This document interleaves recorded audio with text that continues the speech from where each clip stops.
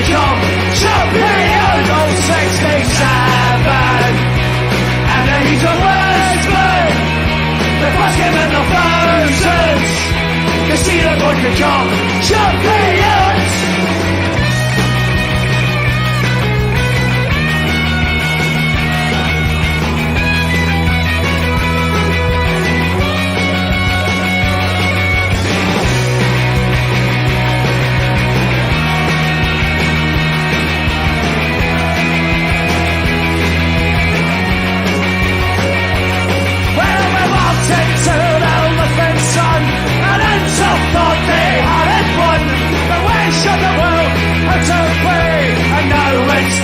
Celtic way, wait for the ball from side to side, and until they try to hide, the wait for the ball from front to back, attack, attack, attack, attack, 67, and the heat of Lisbon. Hello and welcome to episode 116 of Celtic Rumours TV, the Bawz and Bovril podcast with your hosts Mark and myself, Paul.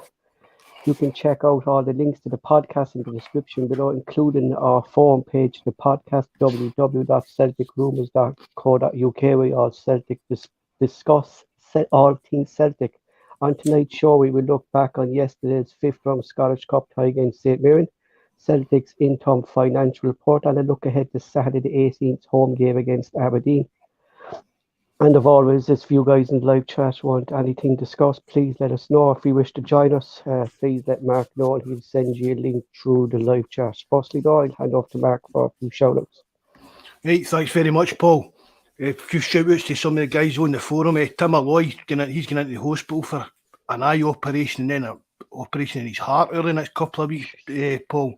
And he's not getting put to sleep for it. He's got to be lying there while they're doing an operation in your heart and that, so good luck with that, Tim. Richie and his family as well. Alex, the lorry driver, listens to us on the road and that, and anybody else that listens in, he's on the road. I hope he's enjoying what we're trying to do here and stuff like that. Big jabbers out there in the live chat. Bobby's in as always. Evening, Bobby. Brian, nice to see you in, Brian. Northampton Tim, I think that's a new face there, isn't it, Paul? Thanks for joining us, mate. Hope you enjoy it. They're Alex there, just in the live chat. But again, thanks for joining us, Northampton Tim. It's always nice to see a new name in the chat and that. As Paul says, the links to the forum and everything's in the description box below. We're through it on our link tree where you can hear us on Spotify and other places like that. And again, we actually had quite good numbers, I think, on Spotify and that, Paul. Something, not really something we talk about in that, but do you know what I mean? No fantastic or anything like that, but there is people like listening to us on that. So anybody that's listening to us that's not through YouTube, thanks very much for all the support and listening in and that. So thanks a lot, everybody, for that. Also, a shout out there to yourself and Jack and your wedding anniversary there yesterday, Mark, for myself. I don't know, I couldn't hear you properly there. Did you say you got a hold off an Indian or you got Indian? No, I didn't kind of catch it there. No, we just got it. Thanks very much, bud. We just got an Indian, watched a bit of TV and that, but that's 17 years. That was 17 years we were married yesterday. Jeez, man. Good luck, man. Good luck. But was it, we beat Rangers, what was it, 2-0, 17 years ago today? Or was it 1-0 in the day after? I can't mind. We beat Rangers the following day. And then in the Monday, I've got a photo of me and Jack at Celtic Park with Gordon Stratton. That's in the Monday. That's where we went in the Monday, Celtic Park, for a wee stoat about and that. Nice. At least you remember the Celtic game anyway, Mark, 17 years ago. Aye. It's weird that, Paul. It's like I get married and then there was like a Celtic game on the Saturday and the Sunday, and it was like my dad died just like a couple of years after a Celtic Rangers game, I know. Yeah, and that's like next week, the 20th of February is my dad's anniversary. Do you know what I mean? It's a bit weird that.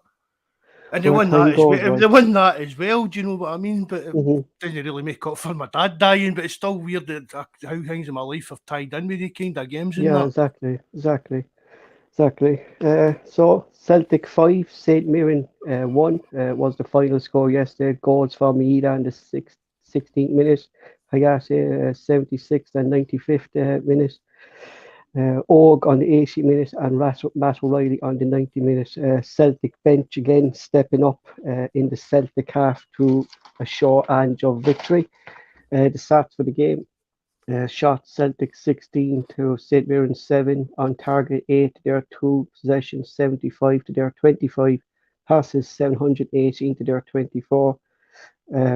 Clear cut chances 2 to Celtic to their none, corners 5 thing. I put in the defensive one mark there because of Cameron Vickers getting man in the match yesterday, even though we scored 5 goals.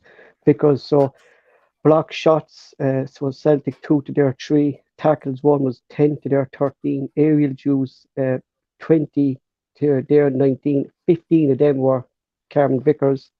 Of course, no yellow cards to Celtic and 1 red card to Taylor from St Mirren. Firstly, though, I want to talk about one player and one player only before we talk about the game. And it's something, Mark, that I've been saying constantly about him. And he got his chance yesterday. And for me, he just didn't take it. David Turnbull. No, he was poor. I'll give you that yesterday, Paul. He was poor, really poor yesterday.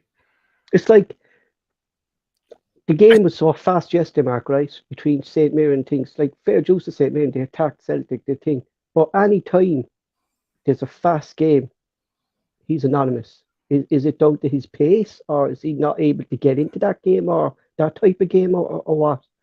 I honestly, Paul, I've not got the answer to that. I really haven't. Even in you, Deef, nice to see you again, mate.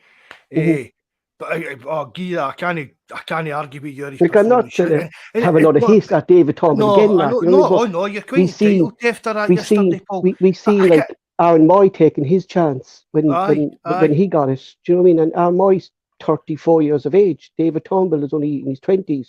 I mean, he should be able to keep up with pace. That's the kind of game he should have been trying to, as you said, kind of stake a claim for a regular, no, maybe no starting the team. I don't know what's went wrong with Turnbull, Paul. I mean, I've got no doubt. There's no doubt the boy's got talent. Do you know what I mean? But he's another player, Paul, I'd say he's maybe get worse at Celtic rather than better. Like, I'm looking there. Three players have a year left in their contract. There's Moy, Hart, and Turnbull. And if you had to pick 2 to extend it by another year, Mark, or a year or 2, you'd go with Moy and Hart at the moment. Aye, probably, to be honest, aye. You know, you really would. I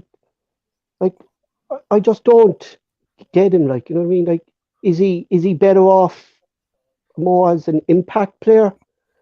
Like, I seen some comments on Twitter yesterday saying Turnbull shouldn't start the game. He's better when the pressure's off Celtic, when Celtic are winning, and there seems to be less pressure on him then come down as a sub.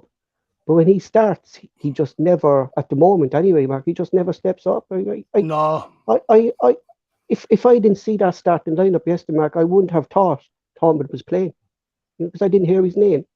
Aye, no, you're spot on with everything you're saying. You really are.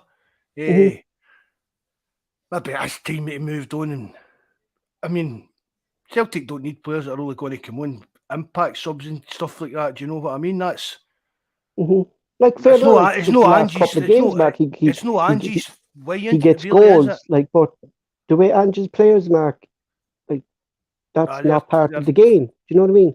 Just don't need doubt there for Brian. That's fair shouts here, Brian. Everybody's thoughts and prayers to everybody affected by the earthquake in Turkey and Syria. It does put things in perspective.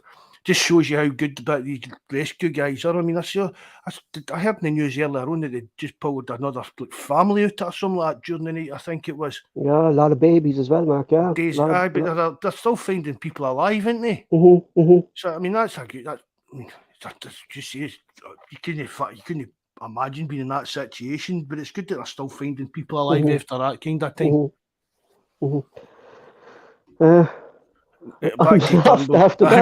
Back to Turnbull.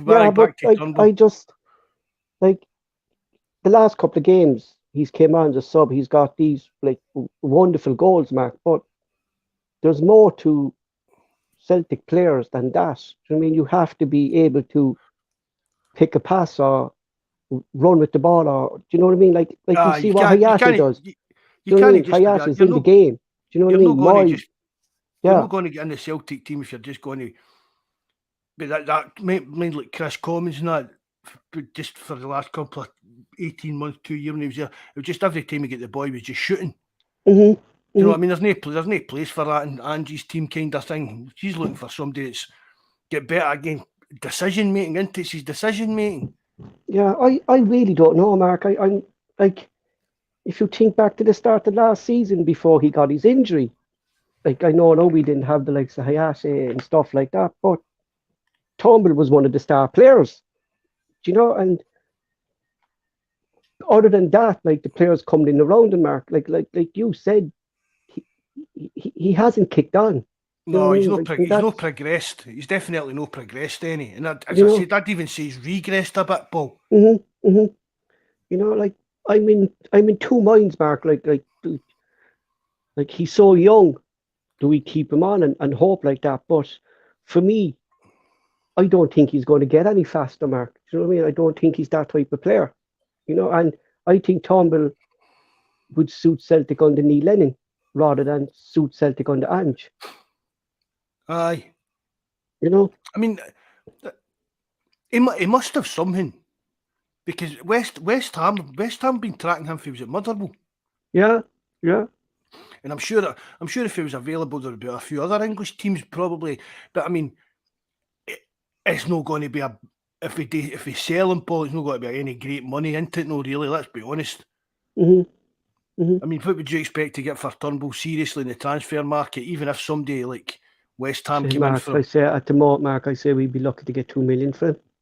Well, I was going to say about 4, just because that's a bit a drop in the ocean to these big English teams. But there's something no right about him now. There's definitely no. But it's just saying, but I don't think he's going to have much of a future at Celtic if he keeps going the way he's going. He's definitely not going to have a future. Yeah, I know. And then you know, O'Reilly. I hopefully that's the monkey off his back yesterday with him getting a goal. Do you know what? Cracking goal. Do you know what as well? Like you look at O'Reilly there, Mark. Like it looked like a lot of pressure.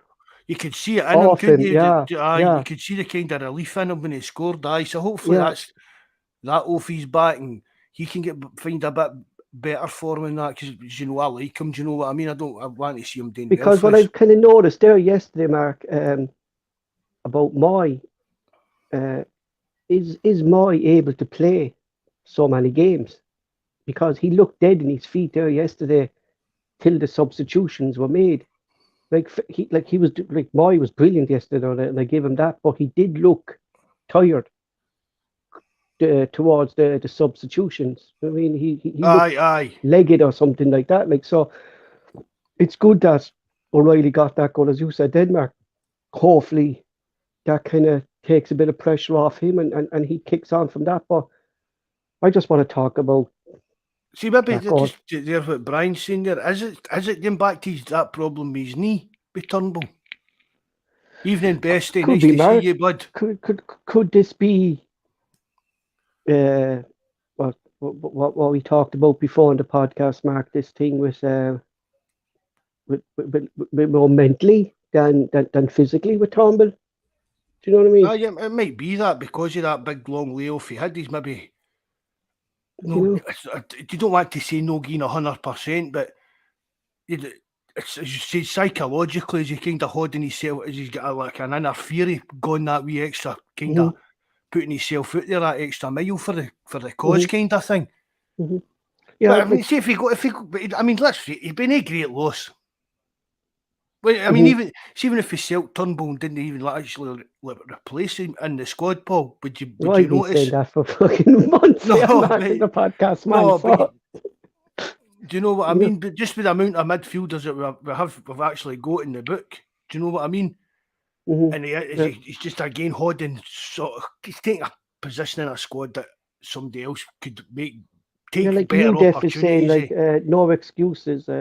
He's not Celtic class in my opinion. Like there's kind of mixed views. Like Will Smith there, who's joined in there, said Moy was shattered because he was carrying Turnbull, Mark, and we've seen that kind of Evening, William. Thanks for coming in. When Callum McGregor was kind of doing that for Scott Brown, Aye. like Callum McGregor was kind of shattered over that kind of role. Like so, like what they're saying there, like is the team carrying Tumble? Do you know what I mean? You know. But even with that, with Moy, I mean, you've got to remember, Paul. He hardly trained or nothing when we signed him. You know, away to the World Cup, he's come back flying, and he just says he's the wrong side of 30, so he's entitled to get a bit tired and maybe miss a game or two, but maybe needing a rest or that. But that's what I'm saying, Mark. Like that's what I'm saying. Like that's the comparison I'm making between the two of them. Moy's a 34-year-old man. Do you know what I mean? That's playing week in and week out, and has been one of our star players. And then you see Tumble yesterday come in, and he's the one who looked like that wasn't up to scratch. And you can't say he's not getting minutes, because he has been getting minutes. He has been getting these. He's not getting flung on. He's not getting flung on for like the last 5 minutes and stuff like that. He's getting a decent run out. Yeah, I don't know. Like Betsy is saying, Tumble has a challenge to get back in the team at first choice, whether it's past injuries or his lack of game time that's affecting him. That's the thing, Betsy. We just don't know. Like we do, but I don't see any progress, Mark. Like of all the players we talked about, like we talk about Radisson, we talk about Taylor progressing under Ange. I don't see that. You thought Turnbull would have been like the type of player that would, again, a young guy, really getting somebody like somebody like Ange being an influence on his full career and giving him that kind of that drive, putting that drive in him to be with. Well, we all came out with it, didn't they? Ange puts in, you've always to be the best, whether it's at training, whether it's on the pitch, you've always been playing at your best in that. And it's not working when he's not getting into Turnbull's seed and getting it to click. Like because what I noticed, Mark, when Hayase came on, he was looking for the ball. Do you know what I mean? He wanted to be on the ball. He wanted to pick out that pass. He's a cracking player, isn't he? Attack. Yeah. Do you know what I mean? And that's the difference. Like, I mean, that pass for his second goal, for the pass out to Abada, and then to get into the box and finish it as well. No, I think he like that finish, Mark, was just. Aye. You know what I mean? But that's what I'm trying to say, Mark. Like, there's fair enough, Tumble can get a few goals here and there, like, but then you see what Hayase can do on the pitch. Do you know what I mean? Aye. You know, I really can't see it, Mark. I can't see him getting into this Celtic team. I think it was just Ange maybe just giving players a rest yesterday, more so than anything. You know, and that's why Tumble. But then he can't. Like, I'd be very worried now, Mark, if I saw Tumble in the derby on the 26th. Oh no, he'll not be playing. I know that, but that's what I'm saying. Like, you know what I mean? That if that was Ange's thinking, do you know what I mean? Like, maybe you would be worried, like, wouldn't you? Yeah. Maybe said, right, well, go and show us what you can do here. There's a chance for you to. Chance for you to go there and play well. You'll be maybe in contention for the cup final. Or a game against Aberdeen next week or whatever. Do you know what I mean? But no, unless there's a major illness outbreak or something, I can't see. I can't see Turnbull being much getting a start. No, a starting spot anyway. But credit to the bench again, though, Mark. Again yesterday. You know what I mean? Like it just shows the strength and depth in this Celtic team, and the players that Hatate, O'Reilly. Do you know what I mean? Abada came on. Haksabanovic. I actually thought Haksabanovic did well too, Mark, yesterday. He got in around the play, you know. Looking forward to seeing him getting a run in the team, Paul. He's just been that, seems to be that unlucky with wee daft injuries and that as well, didn't he? Yeah, he's another player, Mark, that's been unlucky. Do you know what I mean? But at least when he comes on, Mark, he seems to be direct. Do you know what I mean? Like we were talking about Yossi yesterday, like kind of last week, kind of doing too many side overs, Mark, or trying to pound the ball. But then you see Haksabanovic, like he picks out the pass, he makes the run. Do you know what I mean? Like it's I'm not trying to compare the two players as who's better, but in fairness, like he does get involved in the game as well, Haksabanovic, when he comes on. He does a lot of running off the ball and that. He doesn't. He's no one of the players that waits for the ball to come to him. He's gone looking for it and chasing down like the opposition and stuff like that. As I've said, he's one of the players. He's got a wee bit of wee bit of like dig about him, Paul. I like that in a player. I've said that to you. Mm-hmm. You know what I mean? I'm hoping he gets a good run in the team to see how good he can actually be. Mm-hmm. I was listening to Gordon Strachan yesterday when Ange kind of came up, Mark, to the press conference after the game, and he said to Ange, like he says that this is the best Celtic team that he's seen in a long, long time, the way we play and how he's got recruitment right. But he said what impressed him so much about this Celtic team, Mark, is the fitness, this don't stop attitude of these Celtic players. And then he said, like, your bench then, when it comes on, it just changes the tempo of the game. It just brings up the tempo that extra bit. Like, I mean, it just doesn't. He said, like, it just doesn't stop. Like, you know what I mean? And Aye. like, it's like, fair enough, the I don't football think mark is good, like, but it's the fitness levels of this Celtic team is. I don't think anybody with a pair of eyes, Paul, could disagree with that. Really, Mhm. could they? Yeah, but it's the first time I actually heard a commentator actually crediting Celtic about our fitness, Mark. They all say about the play, but it just shows that the football brain that Gordon Strachan has. Do you know what I mean? That it's Aye. the I mean, fitness well, level. that was one of the main things under Lennon, wasn't it? The players Mm-hmm. look just look jaded and Sure, tired we and dead never in our looked as feet, if they Mark, were in after training. 15 minutes. After Aye. 50 minutes of Neil Lennon, sure, we were Aye. dead in our feet. You know. And you've You got know. even if players are going to, I mean, especially playing the way Ange plays the game with the high press and that is, if you've got players and they're only going to last the hour. That's what basically Ange's strategy into it, substitutions at 60 minutes kind of thing. But you're not losing anything in quality. No. Do you know what I mean? And you're bringing on fresh legs, but you're keeping the quality of the team at the same level or even improving it as it done yesterday. Do you know what I mean? Mm-hmm. The subs improved the quality of the team, and Mm-hmm. I mean it must be brutal for an opposition player to be having chased a guy about the park for 60 And then minutes. you see what's coming on the bench, Mark. You know what I mean? Aye. And then you see what's coming on. Like, Gordon Stratton no still the director of football or something at Dundee, you Deef? I I'm actually sure he don't know. still. I think he still does that job. He probably could, Mark. Yeah, he probably could.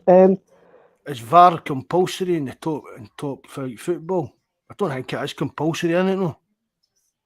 No, Mark. So look, we don't have it here. Do you know what I mean?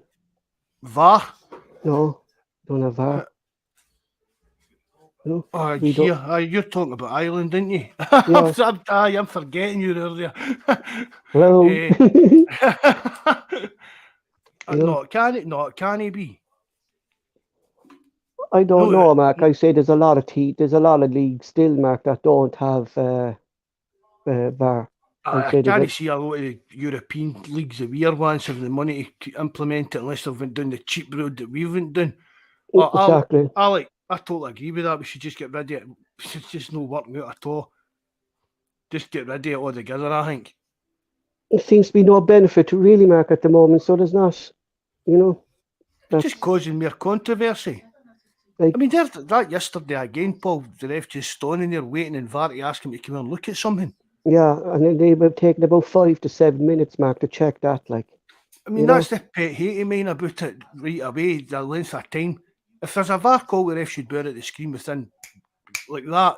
Right, we need a VAR check come out of the screen. Do you agree, though, right?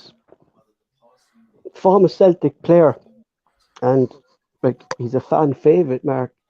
But the question was put to him: why is Celtic goals always being checked? And he agreed with it. Like he agreed with the checking. He said because Celtic play right on the line, and Kyogo plays right on the line. That's why they check every goal. Do you agree with that? Who said that? Petrov, Stadium Petrov last week in Sky Sports. No, I don't agree with that. And I was very surprised at Petrov, and I'm wondering, like, is he going to go down this route of former Celtic players, like defending teams done against Celtic? I wouldn't like to think so. I mean, I loved him as a player, and he's usually quite fair. But if that's what he thinks, that's fair enough. But I don't agree with that at all. No, like, because there's some goals there, Mark. Like, check goals outside the box that have been checked. Do you know what I mean? You know, when there's no need for them to be checked. You know, it was like, I mean, it was like, well, look at the penalty for us. How long did it take? Alex saying 5 minutes. Look at the St 5 Mirren minutes. one. Look at the Yeah. St Mirren. Would you say St Mirren's penalty was a stonewaller? I could see what he was giving. Aye, it's one of the ones you see. Yeah, you see but them give sometimes. how and sometimes. how fast it was checked wasn't even 50 seconds, 20 seconds. I say, Mark. Do you know what I mean? Did you even check the St Mirren one? I don't know. I really don't. I think like if there was communication, it was probably we got your decision. It's a penalty. Do you know that? Do you know? You're Alec wanting the link going to come on, Paul. Mm-hmm. But I mean, the ref blew the whistle, pointed to the spot. Whether VAR checked it to back him up, I don't know. But for me, as you said there, Paul, it was one of the ones you see them giving, but you see them no giving. Do you know what I mean? But it was just for me. It's a 50-50 mark, isn't it? It was, but for me, the ref gave it just instantly, and I thought, "What is that even getting checked?" Then no, but it wasn't. No, it wasn't. It was like it was too quick. Like comparing it to our penalty checks and our decisions, it felt like it was conformed there and then. You know what I mean? You know, I don't think it was checked, Mark. If it was, we goes, yeah, look, your decision there, like, it's a penalty. You know, but Bobby saying their penalty was a Starfelt special. He can be inclined to that, Mark. But then, if you look at it, the reason I put that in that defensive stats yesterday was to show how strong Vickers and Starfelt are together. Do you know what I mean? Like Vickers for me yesterday, Mark, was like what's that big tall fella, Mark, that plays up front there for St. Mirren, the skinhead fella. You know what I mean? He could be a dangerous player, like you know, he gets up and then did a fair tussle to you, didn't they? Yeah, you know, and a fair juice to Vickers. Like I thought Vickers was brilliant. Like I remember we had Welchie on the podcast. I don't know, does he remember being on the podcast? But we had him on, and he says if any player left, trust the process, trust that. I'd be very concerned, Mark, if Vickers left. You know, he's that, like, just the leadership, Mark, he brings to that back line is just brilliant. Like, yeah, I've never seen a Celtic centre back pairing, Mark, as good as the two lads in a long time. No, Starfelt definitely and Vickers. Definitely no. But Curtis Main. Mark, where's that switch up? Mark, how are you, buddy? Where's that switch up again, mate? That's good. You sound all right tonight. What's on your mind tonight, Alex? There's no echo of that. Okay, I'm just really sure if it's back. No, I can hear you perfectly, yeah. You know. Just be. What's your thoughts on yesterday, Alex? Well, the thoughts on yesterday was. Now, listen, guys, I'm getting feedback. Mark, have you got a window? Have you got your YouTube window open or something? Right, give me a second. YouTube. Hello? Yeah, we can hear you. Right, that's better. I can hear you now, guys. That's perfect, yeah. Yeah, that's it. The game was fine yesterday. A few disappointing performances, but in general, just a powerhouse of a team just going to railroad everybody in this current form. Mm-hmm. You kind of have to give credit as well to St. Mirren. Do you know what I mean? Oh, like they played well. They had a goal, like, in fairness to them, like, didn't they? You know? They didn't park the bus. They were right on. That's how McGregor had a bad game, because every time the ball went near McGregor, they hammered them. Mm-hmm. Mm-hmm. I noticed that too, actually, about McGregor yesterday, Mark, again in the midfield. A few tackles he missed. Aye. You know, and fair juice to Alex there, like he pointed out, like I did see that yesterday again, like that's the only concern. Like I was very surprised actually didn't give Iwata a run there yesterday. I don't think he's up to fitness yet. Mm-hmm. Would you think do you think that was the situation as well then, as well, with Kyogo going off, Alex, that maybe isn't up to that kind of match No, I was fitness saying- yet to Ange Watson, because that was a strange substitution there, wasn't it? Yeah. Like not being on the striker and Definitely.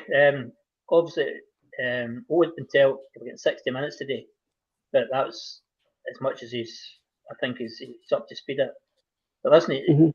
his contribution when he came on was fantastic. He was taking players on. He was no scared to tackle. He's no scared to hitting himself about. So now He's a big lump. He's a big bit of a boy too, isn't he? Oh, aye. I mean, I think when it you was- think of people further into, you're thinking of these slight figures like Kyogo and guys like that. But to see the kind of, I mean, he's a big unit. And I think it was Buzz. Buzz says that he reminded me of Mark Viduka. I was just going to say that. Mhm. Did, And he is. did Buzz say that? Aye, I didn't know Aye. that. Aye, it's just he's got that aura about him. Right, he's quick feet, and see the fifth goal, Hatate's fifth goal. The way he took the player out of the game and let Hatate have a clear shot at goal.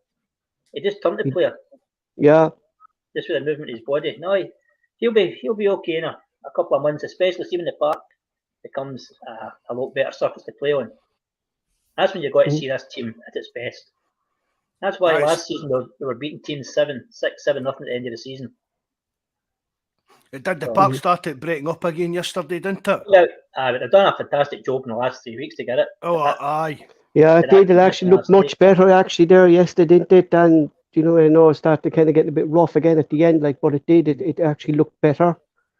All, know it what takes, all it takes is a bit of rain out here, the new Paul. I mean, I know, I'm not saying we look after our Gearding as well as Celtic Park Day, but I mean, see, even like our back Gearding and that, our back Gearding's a riot now because of the amount of rain and But that's fell. Mark, they were sprinkling at half time. The sprinklers on at half time. Well, see, how's that helping it then? Christ knows. I'm But with that's you ripping it up more then, because it's making it Yeah. wetter. Aye. because the wind was catching it and me, Gordon Strang, kept getting soaked. Like that's like I was watching a bit of the Scotland and Wales yesterday, and Murrayfield's pitch looks brilliant, and that's a rugby field, like I know. you And it know. only gets played on 6 times a year, though. That's the difference. Yeah, it's true too, like but Yeah. it is that's actually a fine stadium, actually, isn't it? Murrayfield, isn't it? Aye. It's the second best stadium in Scotland. I've never been to it for rugby. I've been to it for concerts. But I've never actually been to rugby. I'm not really into it. But we played Champions League qualifiers here a couple of years back, didn't we? Or European qualifiers or something like that. Did anybody in the live chat that go to the games? No. I heard Brian says it's Peter Law's fault for the grass. Everything's Peter Law's fault again, isn't it?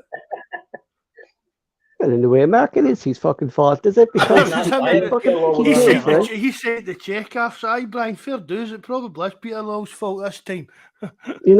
Probably is, like, do you know what I mean?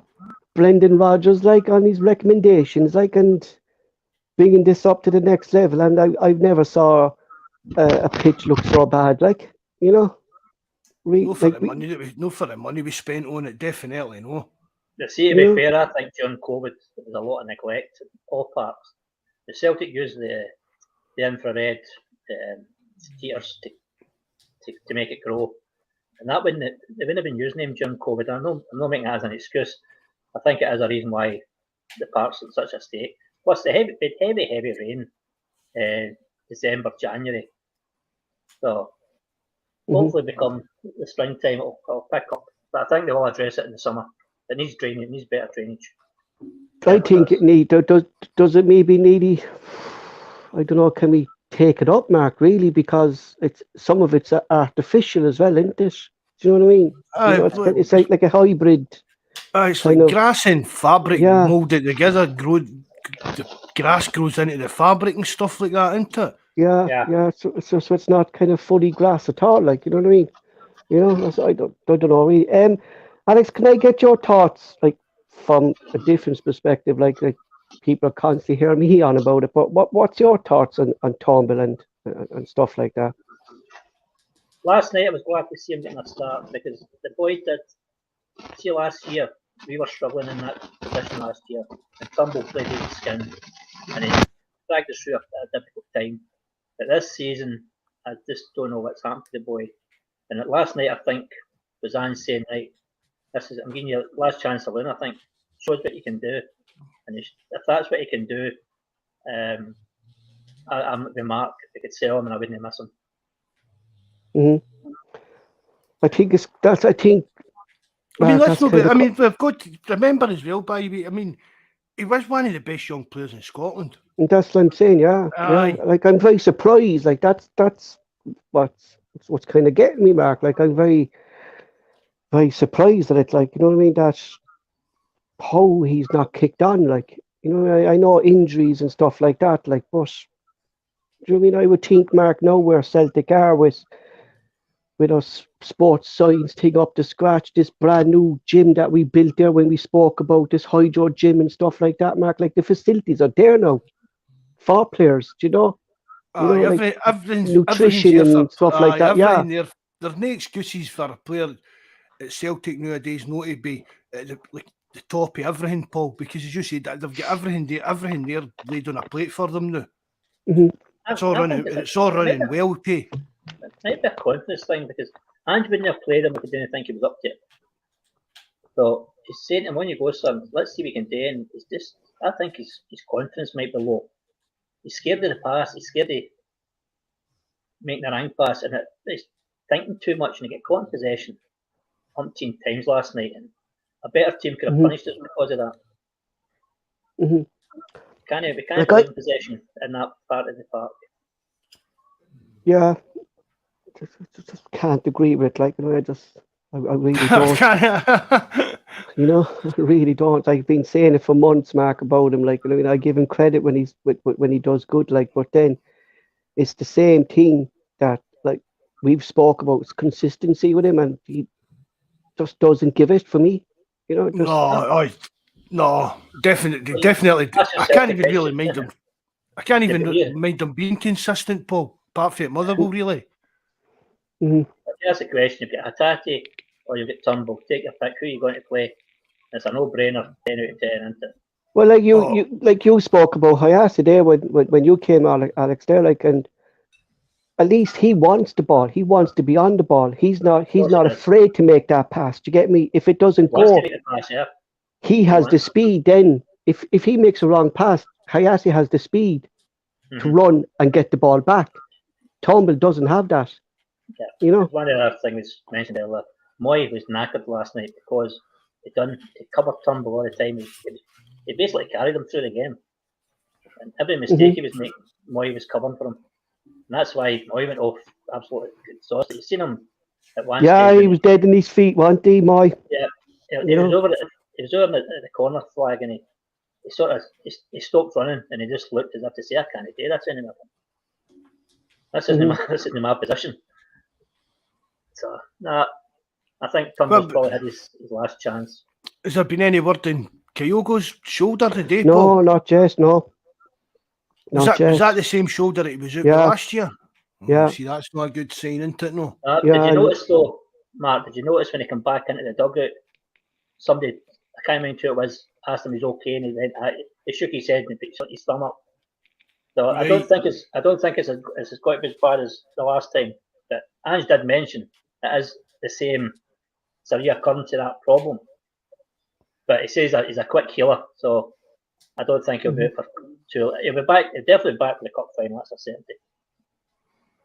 He'll be back in the 26th. So. Like he'd be a big miss, like you know. He has been on form since the turn of the year, hasn't he, Kyogo? You know. He's definitely he's turned the corner. He was a bit. I'm still saying misses too many chances. I will still say that, but he has turned the corner the second half of the season. As you said, Paul, maybe it was that World Cup carry on and that got into his head a bit, and he wasn't quite up to scratch. But after the World Cup, you can't fault him really. Apart from the sitters he misses. You know, he always kind of needs about 2 or 3 chances to get the goal or something like this. You know, but then Mark, if he was taking these chances, it's what JFP always said he won't be at Celtic, like, would he? Aye, that's the thing, really, isn't it? It's a bit harsh on him. Well, you put the stats up last night. With 8 shots on goal, with the possession, you've been looking for more, but 8 shots at target. With the possession we have, I would like to see 10, 15 shots on target. I'm just being greedy. But no, I agree with that, Alec. I definitely agree with that. But see, for all the kind of dominance that we have in games, we're no. I mean, it's hard to say that when you've just beat a team 5-1. Do you know what I mean? But we're still not clinical enough in front of goal for me. Yeah, we should still be punishing teams. Didn't Terence mention that before in the podcast that we don't take shots outside the box? Aye.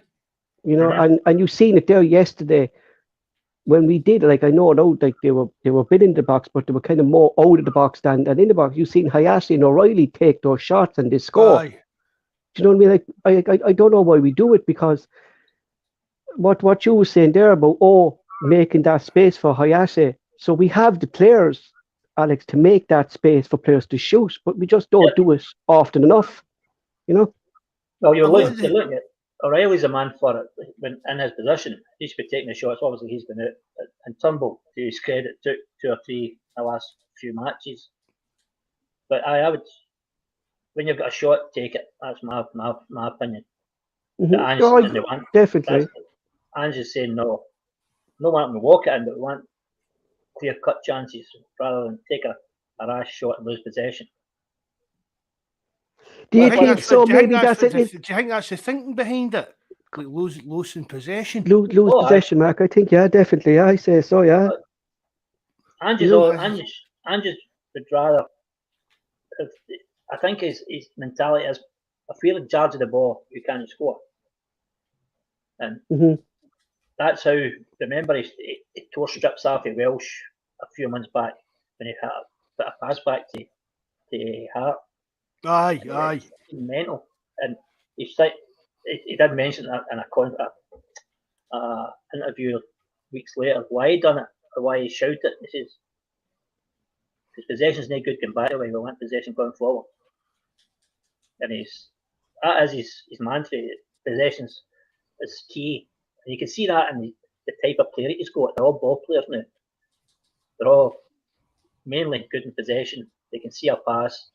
But Moy, I'm going to say something, you might all laugh at it, but Moy reminds me so much of Abchik. The way it's a hair.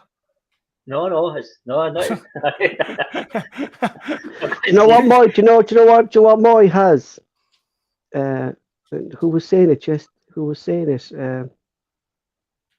Let me think. I don't know who was saying it, but he was saying it like that when he was down in Hull as well. Moy has a football brain. Oh, you know, and you can see that, Mark, can't you? You can see that he has a brain. Do you know what I mean? He knows what way the game is going, and that's the difference in Moy. He's experienced into it. That's what you kind of caught into it, really, those kind of days. But I mean, I've said that it was a strange signing for me. I wasn't too sure about it, and even it's some kind of stinkers for me as well. But again, after the World Cup, he's brilliant. He really has. He's probably been like one of the key players for us. He's a link-up. He came back. Aye. Evening, Marky, mate. Nice to see you again, bud. Thanks for joining us. Every time you see Moy getting the ball, see before he touches it, he's had a 360 look around before he actually takes possession of it. Mm-hmm. So he knows exactly before he gets it. That pass last night to set up the first goal, just sliding it through. What a fantastic ball. A lot of folk don't see that type of pass. They're not quick enough. Long may continue. Something going on there between Java and your missus there, Mark, on the live chat there. I can't see that now because I had to switch it off. Yeah. Can you not see? Wait, just while we're on here, Alec, can you not see live chat to the right hand side on here? I've got private chat. What you're looking at, right? But see up at the top where it says comments. All right, I've got it now. Right, click on that. I'm on it. Right. I didn't know how to start pressing buttons in case I put his over something. No, then you can see the comments here now, can you? Mark, here's a question for you, Mark, from Mappy. how many goals does Kyogo have to score before you stop criticising him? I'm not criticising him. I'll criticise him if he keeps scoring.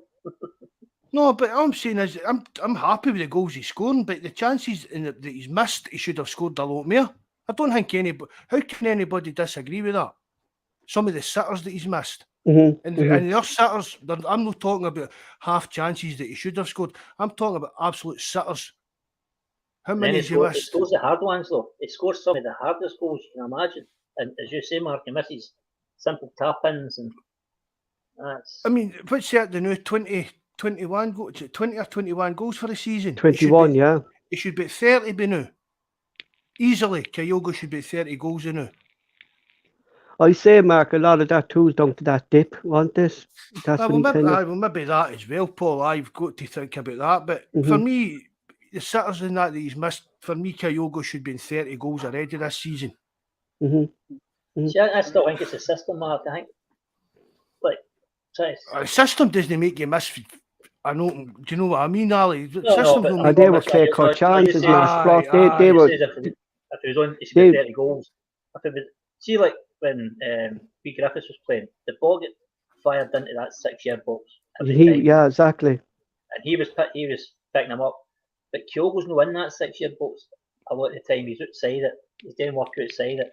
But I agree with you. I do agree with you that his conversion rate should be higher. I'd like to see it higher. Do you think O's that type of player that will be in those? Like we saw him there yesterday with that goal, like he was in around the box. Like, do you think he's going to be? I'm not going to get overexcited now because they were doing it to 10 men by that time and they were tired. The Celtic run them ragged. But listen, you can only do what's in front of you, and he followed it in well, open for a spill for the goalkeeper, and it came. So that's a poacher's goal. But I don't see him as a poacher, though, Alex. Do you? I don't see him that kind of a striker. Like I see. Like I think he'd bring a lot more to Celtic than what Gianmarcus would do, because Gianmarcus was type of striker that stayed in around the box, that like that ball crossed in to get that, like his first touch goals. But I think O wants to be more involved in the play rather than wait for that pass to come in or something, Mark. Is it? Am I trying to explain it right? Yeah, but the system we play, we've not got anybody else that's got to be in front of him. This is the problem. Exactly. We need somebody that's got to be in and around the penalty box, the penalty spot. When the boys come in. And that was a striker's goal yesterday. Definitely. He was anticipating the keeper dropping, spilling it, and he took it well, bang right in. And he was unlucky later on when he took 2 or 3 men on. And Will is saying Moy is like Lambert. It was actually Lambert that was actually saying that about Moy. That he remembered him down in Hull and he knew how much of a good player he was when Celtic signed him. He knew he was. It was actually Paul Lambert that was saying it. Would you see comparisons there, Mark, between Moy and Lambert? Aye, that's a good shout. Aye, that's a good call. Aye. It's just the same kind of fit by brain. They know what they're going to do with the ball before they get it, and they know exactly where every teammate is and where every opposition player is on the I still remember that rocket he scored against Rangers outside the box. Remember that? What was it? What was they made the Bumblebee? Craig Burley as well, Mark. Yeah, that was a midfield, wasn't it? Lambert and Craig Burley, wasn't it? Aye. I know Craig Burley. He turned into a bit of an idiot. I know after he left Celtic. You're in America or something like that now, I think, isn't he? I think so, Does he work in the TV area? Thanks, Mark. I don't know, man. I don't know. And the backup then was Martin Wakehurst. Big Greenock was a good player. We used to call him Greenock Paul because of Greenock Morton. Oh yeah, I get it now. I was wondering that, like what? No, I don't know if anybody else. I don't know if anybody else did, but that's what me and all my pals called him anyway. But he was a decent enough player, by the way, Paul. He was a challenge, that's for sure. You know, he was about 6 foot odd, wasn't he? Martin Wakehurst, wasn't he? He was a beat lad, him. You know, that's what he was. Moving on. New Celtic chairman Peter Lawler has showed good news on Celtic's finance accounts ending December 31st, 2020.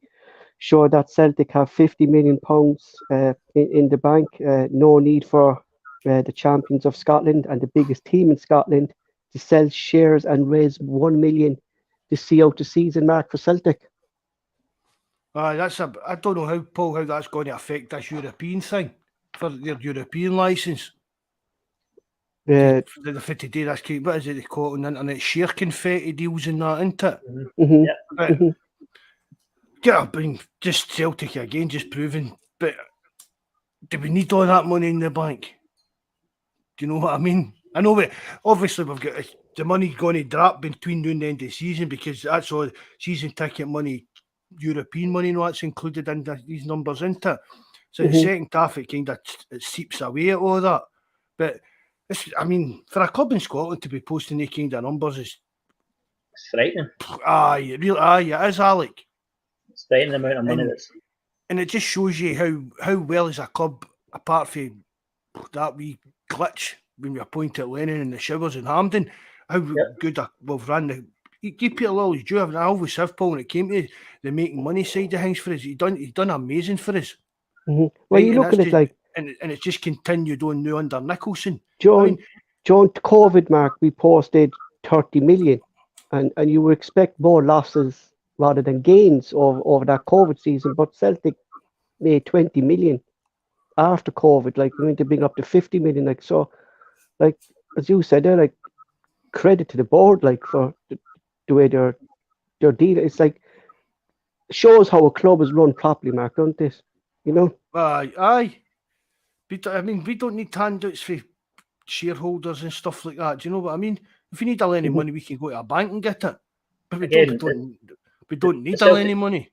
The Celtic board asked the Celtic supporters, season ticket holders, to help them out during COVID, and they all renewed their season tickets. Whether they weren't getting to see the game, but they still put their money with them. Aye.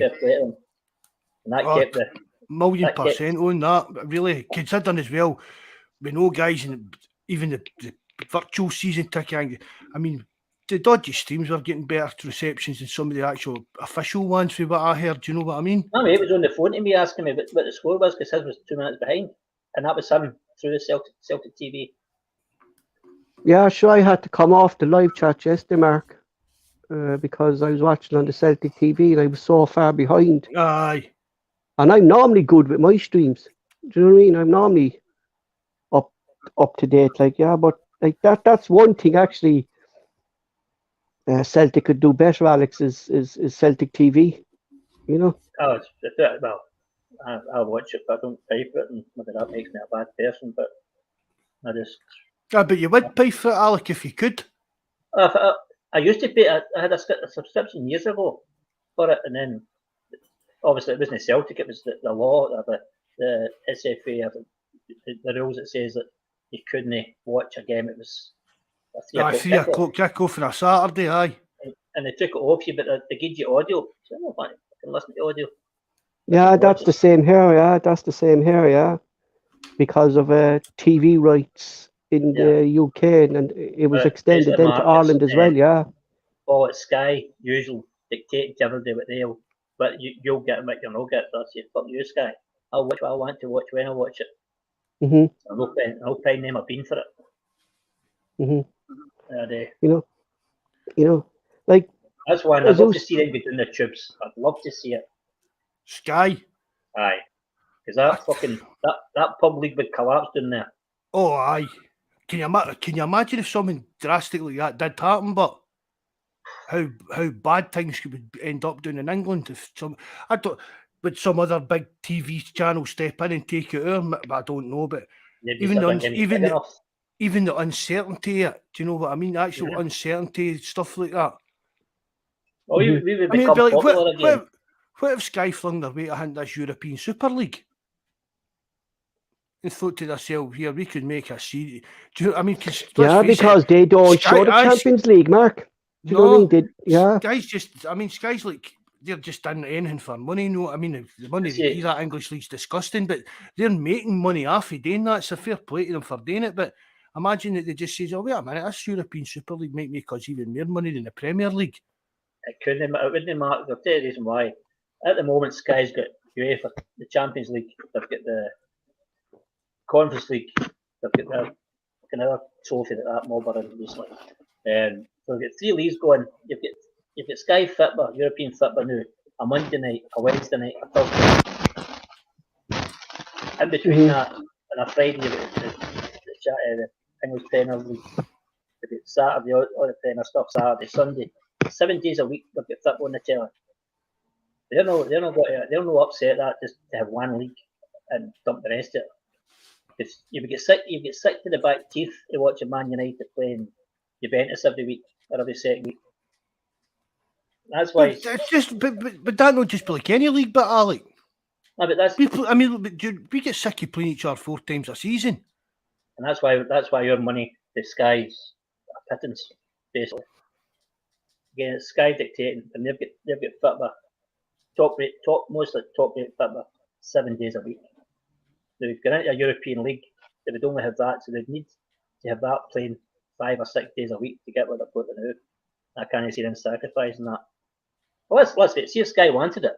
Sky would get it. Aye. Sky decided tomorrow the only way forward is a European league. You've got the English Premier League, all the ones that were objecting to it would all be signing up to it. Because Sky says. See that I know, Alec. Don't kid yourself about this. There are teams in England that are wanting this to happen. Oh, without a doubt. But just because of the backlash. sign- Because of the backlash, the last time they're sitting in the background and letting Juventus and that start it all again. But there's a lot of teams in England that are still trying to push this forward. Yeah, but I'm sure, Mark, they signed like a clause when that happened. When the things broke down, I think they signed a clause that they wouldn't join a Super League. I think there was some clause signed after that with the Premier League. It's just for so many years, Paul. But even at that, the teledeal. Yeah, I mean, what would they do? Try and sue Man United for leaving the league? No, I mean, it would just to become even murkier. I honestly think something is going to happen, but I think it's going to end up. Well, when is it? Excuse me. Is it next season? The season after that, the Champions League becomes bigger. The Champions League's changing and all that. So I think I think it will happen under like UEFA's watch eventually. I mean, I'm not saying that I'm nearly turned 50 in just over a year's time. I maybe not see it, but eventually for me it'll be a European Super League, but it'll be UEFA that are doing it, and it'll be levels. Do you know what I mean? We'll maybe have to start off in the kind of second division 8 or something like that. But I still think it'll be like the domestic game will be maybe hauled back a bit, so they're not playing as many games in the domestic league, and they're leaving their midweek open for European League games. Do you follow that? Do you know what I mean by that? Like we're playing, like Celtic will play Kilmarnock on the Saturday or Sunday, and then we'll play, I'm saying, the second division against, I don't know, some German team, Mainz or something like that, on the Wednesday or Thursday night. Then back to domestic on the Saturday or Sunday, and then a Europe, just through the full season obviously either, but I think that'll be more like that kind of thing. That's what I think will end up happening. There's only one good thing I'll come to that, Mark. Fucking referees will change with decent referees. Aye. I still maintain that UEFA should be delegating referees across every league that they control, just for out of complete fairness and. Yep. The less chance of any neutrality, a better chance of neutrality then. No chance of what's happening in Scotland. Aye. I mean, everybody, I can mind when everybody was going about VAR's coming into Scotland and that, and everybody going about how good it would make it and all that. There was when the German league brought it in, when the Bundesliga brought it in, they ended up a scandal for match fixing. Mm-hmm. I mean, that's probably what maybe not the second biggest league now, Italian football's back, but it's still one of the top 3 or 4 leagues in the world, the German league. And if they can guys are getting into bother and getting arrested our match fixing because of their VAR system, and then you look at what we've got. It just makes a pure mockery of it. Listen, everybody's human, and if somebody comes to somebody who we know well in advance who's got to be in the VAR studio, I won your Brown envelope with 20 grand. I want 2 penalties. They can make it happen easy, because any time that ball goes into that box, all they need is say we're checking it for what, a handball, or they've either given penalties out now. They can make it up to suit the narrative any time they want. What about Partick Thistle's penalty today? That was a joke. It's scandalous. That was a joke, and I hate saying it because it was. But we always say it on here, Alec. We've got to call out even the ones that we kind of we would like to agree with. Do you know what I mean? We've got to call it in the middle kind of thing. We've been caught with two the same, very similar, with the players not looking at the balls, and that was just a joke. And I think that's why when I seen the Rangers penalty this afternoon, that was never a penalty either. So I think that was the referee leveling the thing up there. Yeah, but just what you said about that, like, is that more FIFA's ruling now in handball? I mean, because this seems to be across all football now and down all leagues that any kind of handball inside the box is like we saw in Europe as well with Celtic. Like, you know, is it the handball rule that's the problem? That if it hits your, like, for me, if it hits your hand, no matter if you're running or you're jumping, I know, like, it seems to be a penalty, like, don't this? I think it's easier to say any handball was a penalty rather than saying, well, he meant it, his hand was out with, extended, he was making himself bigger. I think now they're just saying, see if it hits a hand, it's a penalty. And that's just nonsense. But they would probably as well just come out and saying that, Alec, the way things are looking. Mm-hmm. And I still don't. I still don't understand why the St Mirren boy got a red card for yesterday as well with the handball. I thought that'd been done away with, unless it was deliberate. No, see, because the ball would have entered the net if he hadn't touched it. It was a red. If the ball was going to go wide and he hit it with his hand, albeit still a penalty, but it wasn't stopping a goal. Then that's why I get the red card. It was double jeopardy. Right. That's how the Rangers player today didn't get booked. When they got in, it would never have found its way into the net. Again, that wasn't very fair. I didn't think on St Mirren to get. No, definitely. It was definitely a penalty, but it wasn't as if he jumped up and punched the ball out the road. Do you know what I mean? Again, I think it was his emotion. Listen, it's actually hard to follow the rules of the football, isn't it? How can you jump the foot moving your arms? It's impossible. The Rangers player of the day, he'd one leg in the air and one in the ground. So you're old enough to remember. You're old enough to remember the Sex Pistols and Pogo and that, Alex. Are there? That's how you do it. Just jump about like a big dafty, swinging your head about like Harry Maguire. Those were the days. Just as long as I've got a dash cam on, so I keep my wig on. I'll send you a video of Pogo in later, Paul. It's nothing dodgy, but it's funny. The Sex Pistols are the best song ever. Was that the fella Lydon, was this? Aye. Yeah, he tried to represent Ireland in the Eurovision. I saw that. And thank Christ he didn't get it. Yeah, fucking hell. But look, I'd be the same with you, Mark. I don't know. Every game, the rules seem to change. Do you know what I mean? Aye. You know, there's no consistency in even the refereeing decisions. Mm-hmm. There's no consistency in the VAR decisions. That's a good thing. That's the first time the Rangers have shown sporting integrity in their life. Was that the day? Fair play to them. I only just watched that before it was Paul when we were sitting backstage before we went live. Paul told me about it and I went on and watched it and that. Aye, fair play to them for that. Yeah, but the fans weren't happy about it, Alex. Oh, they were raging, weren't they? Raging about it, yeah. They weren't happy about it, like. Did you see McGregor though? See? Yeah, he was trying to stop it, wasn't he? Yeah. He was fooling about, but see if that hit his leg and went out for a corner. The referee would need to obviously awarded the corner, And the Rangers team would have said, no, we've given you the opportunity and you fucking blew it. Yeah, exactly. Right, you'll do You know- that in the cup final if it happens. Doubt it. But Partick Thistle players weren't impressed anyway, wouldn't they? No.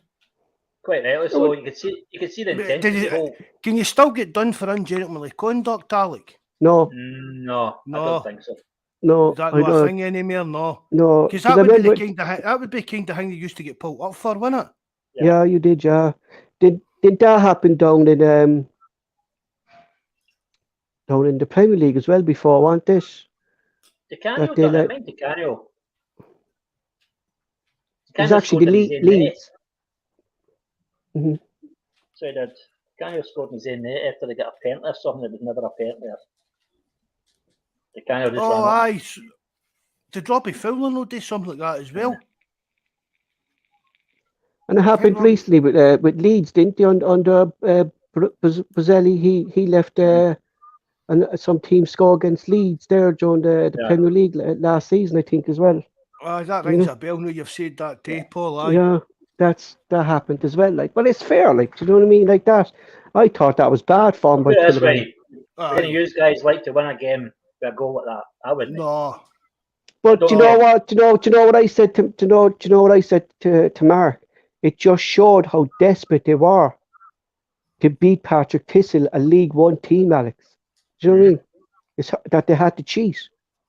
Do you know? That's how Yeah. desperate they came. Like, So you know? you seen it? There was some of the highlights, and McGregor had 3 or 4 fantastic saves in the first half. But Mhm. hey, that just shows you how poor they are. That they're playing a 41-year-old goalkeeper in a Scottish Cup tie against, and they can't rely on their other 2 goalkeepers. So I can't. I've said that. I've seen them a few times. I didn't watch any of the day. I've got some of it on like highlights, like goals and stuff. But they're garbage. They're grinding these results out against teams. And if Celtic don't hammer them, man, I'll be absolutely gutted because they're. I'm the same. I mean, there's no excuses, right? But see, that's the thing, Mark, right? Get back to the draw at Ibrox, right? And the stories like that, like there was a bug going through the squad. And when you look back to it, that would explain a hell of a lot for some of the players' performances, even the team selection with James Forrest and that. That's exactly. But Do you know to what me, I the mean? biggest thing that day was Taylor getting took off. Aye, that was another That thing. changed. That changed So I the ball. think Celtic, the way we're playing the new, we just keep everybody fit and playing the way we are the new, and they'll not be able to touch us. They really will not, because we're not even playing at our best in now, and we're comfortable playing. I think we're at 80% now, I think. And that's we're really only playing for fucking half a game as well. Do you know, aren't we really? I mean, how many games over the last couple of weeks have we said? First half was great, second half was dire. First half was dire, the second half was better than that. See if we can just get the better half and just play at 90 minutes against them at that. They've not got a hope in hell against us. What about Jay Camarca's comments about Scottish football? And his interview when he signed for Atlanta, saying Scottish football is just attackers against defenders, and that's what Scottish football is. 11 men behind the ball, and basically slated the league. You know? I think he's pointing out a fact, though, Mark. Paul, you can't argue what he's saying. No, that's what I'm saying. Yeah. No, you can't disagree with him. Celtic must be frustrated every time they go on the pitch and there's 10 men behind the ball. You know that. And to be fair to St Mirren, they were fantastic last night. Yeah, but he always did though, didn't he? Robson always stuck to his play the way he wants to play against Celtic. Like you're not going to score for defending. Mark, with your favourite goalkeeping, right? How many times has Joe Hart got anywhere near a penalty kick? No, he's even admitted himself into he's faced 70 penalties in his career, and he's only saved 16. That's poor. It's and for me, for such a good shot stopper that he is, you think he'd be saving more, Alex. You know. I reckon anyone else could stand up against him with a penalty and put it past him. You know, he hasn't saved Can he- one since he can he- came to Celtic, I think, has he? As long as my crutch doesn't stick in the mud. That's what I'm saying. Anyone that used to stop. You know, No. You think big, No, big he- Fraser Foster, you think his way he would go to penalty. You always get close to him. I've seen a couple of wee kind of murmurings and rumours circling that we're going to be looking at a goalkeeper this summer. I think we need him that day. And as much as Hart's done what Ange brought him in for, stabilise, get the back four working the way you want. But it puts a fear of life into me. We see that ball, and I think, see any ball that's coming across him to his left hand side, he's got an issue with his eyesight on that left. He's got a blind spot on that left hand side because he always loses a player coming in on him, and he's been caught a dozen times. Mhm. And I think it's maybe an age thing. Maybe had too many banks. I don't know as a goalkeeper, but I think He's done his proud. You can't. Oh, even without a doubt, mean? listen, Aye. he's done what Ange brought him in for. The old seed, and he's camped him down, and he's got the back four working with him. But he's still got that weakness of the ball coming. Many times you see it coming to him, you're like, oh, Jesus, no, get this fucking Rose edge with it. And he's, But that's Ange that doesn't want him to do That's that. Ange, yeah. Aye, I think understand I would suit. Aye, I think it would suit Joe Hart to do that. aye. Because it's like he's like an old school goalkeeper, isn't he? You're going to say like me, he's like old like you again, No, but it's like he's in the era when they didn't goalkeepers weren't they? They didn't need to be good with their feet and stuff like that. If the ball came to him, he kicked it as far as he could away from the goal, and that was it. Job done. No, I mean, see if he goes in. He deals up next summer. I thought maybe we get a year out of him and move on. But see if Celtic want him to move on, or maybe he wants to move on himself. Fair dues. He's done us a right good turn. He really has. I think he'll stay as part of the coaching staff. So Do you think so? Oh, aye. I think he's got a lot to offer on that side of the game, and he's a character as well.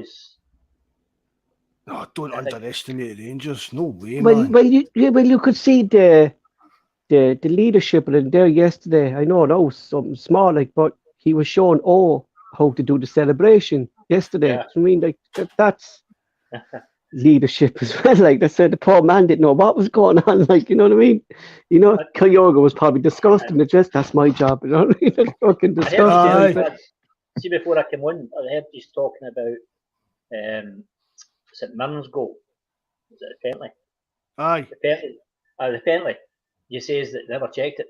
They weren't going to check it, but what's Joe Hart? Joe Hart demanded the referee to check it. Yeah, to check it. Yeah, he stood there. Yeah, yeah. He stood in front. He wouldn't let the guy take the penalty. He stood in front of the penalty spot and says, Was that what he was doing? Aye. Aye, check it. And they checked it because there was an offside and it was very, very close. So it was so close that obviously it was overruled, but that's Joe Hart's character. No. It was always going to be given to Alex, do I want this? Do you know what I mean? Just with all VAR and stuff like that. Like, you're checking everything for us, you've got to check it for them and all. Yeah, exactly. You know. He stood his ground and the referee's getting angry with him and Hart's just laughing at him and he was pointing up to the screen, he says, no, check it. And obviously we went to his video there and he's up to check it. Because he pointed to the spot before the guy was on the ground. It was a penalty. That's what I mean. It was just like instantly. He was just pointing to the spot, and I was like, it was a weird thing. The full kind of situation was weird considering what we're used to watching VAR acting like. Anyway, William Seagrist, I don't know about Seagrist. Would you like to get into Champions League with Seagrist as your goalkeeper? Well, Mark, like, we're on about Hart's distribution, you know, and from what we heard about Jonas, that's one of Seagrist's weakest. You know, unless now it has improved with Celtic, like, but maybe that's why he's not getting game time. Well, he's injured now. He's still aye. Because that's how Bain was on the bench again yesterday. So that's another fucking question, isn't it? See if Hart gets injured. I could see Hart saying to Starfield one of them, you put the gloves on. Somebody else on. Bain's not getting on that park. I don't think Ange fancies him at all. Nah. We could sign that Goldson that plays out at Ibrox. We could sign him as a sub goalie. I don't know. He handles the ball more than that does. Aye. Yeah, he Anyway, we seems to be. that banner last night. You think it was terrible? What? The The banner. Douglas Ross banner, was it? Oh, That was ridiculous. it's scandalous. They must suit fat. Fat cunt. They don't know how to fucking spell. And then today it was "We stand by Douglas Ross." Was that real? Was that real? Yeah, I don't know, man. I don't know. I didn't look like Ibrox. I didn't. They've not got the mentality to fucking do something like that. I was a belter, wasn't it? Oh, it was. And I was watching it Celtic. I know is he a Tory? He's politician, he's a leader of the Tories in Scotland, Paul. And he got caught with tax as well. Is that the same fella? I don't know. No, that was No. That was a Labour. Well, how can he be a referee if he's a politician? How? It wouldn't be left here, like. I don't know how he done it. I don't know. The guy's just a completely weird guy. Politicians go to the jungle.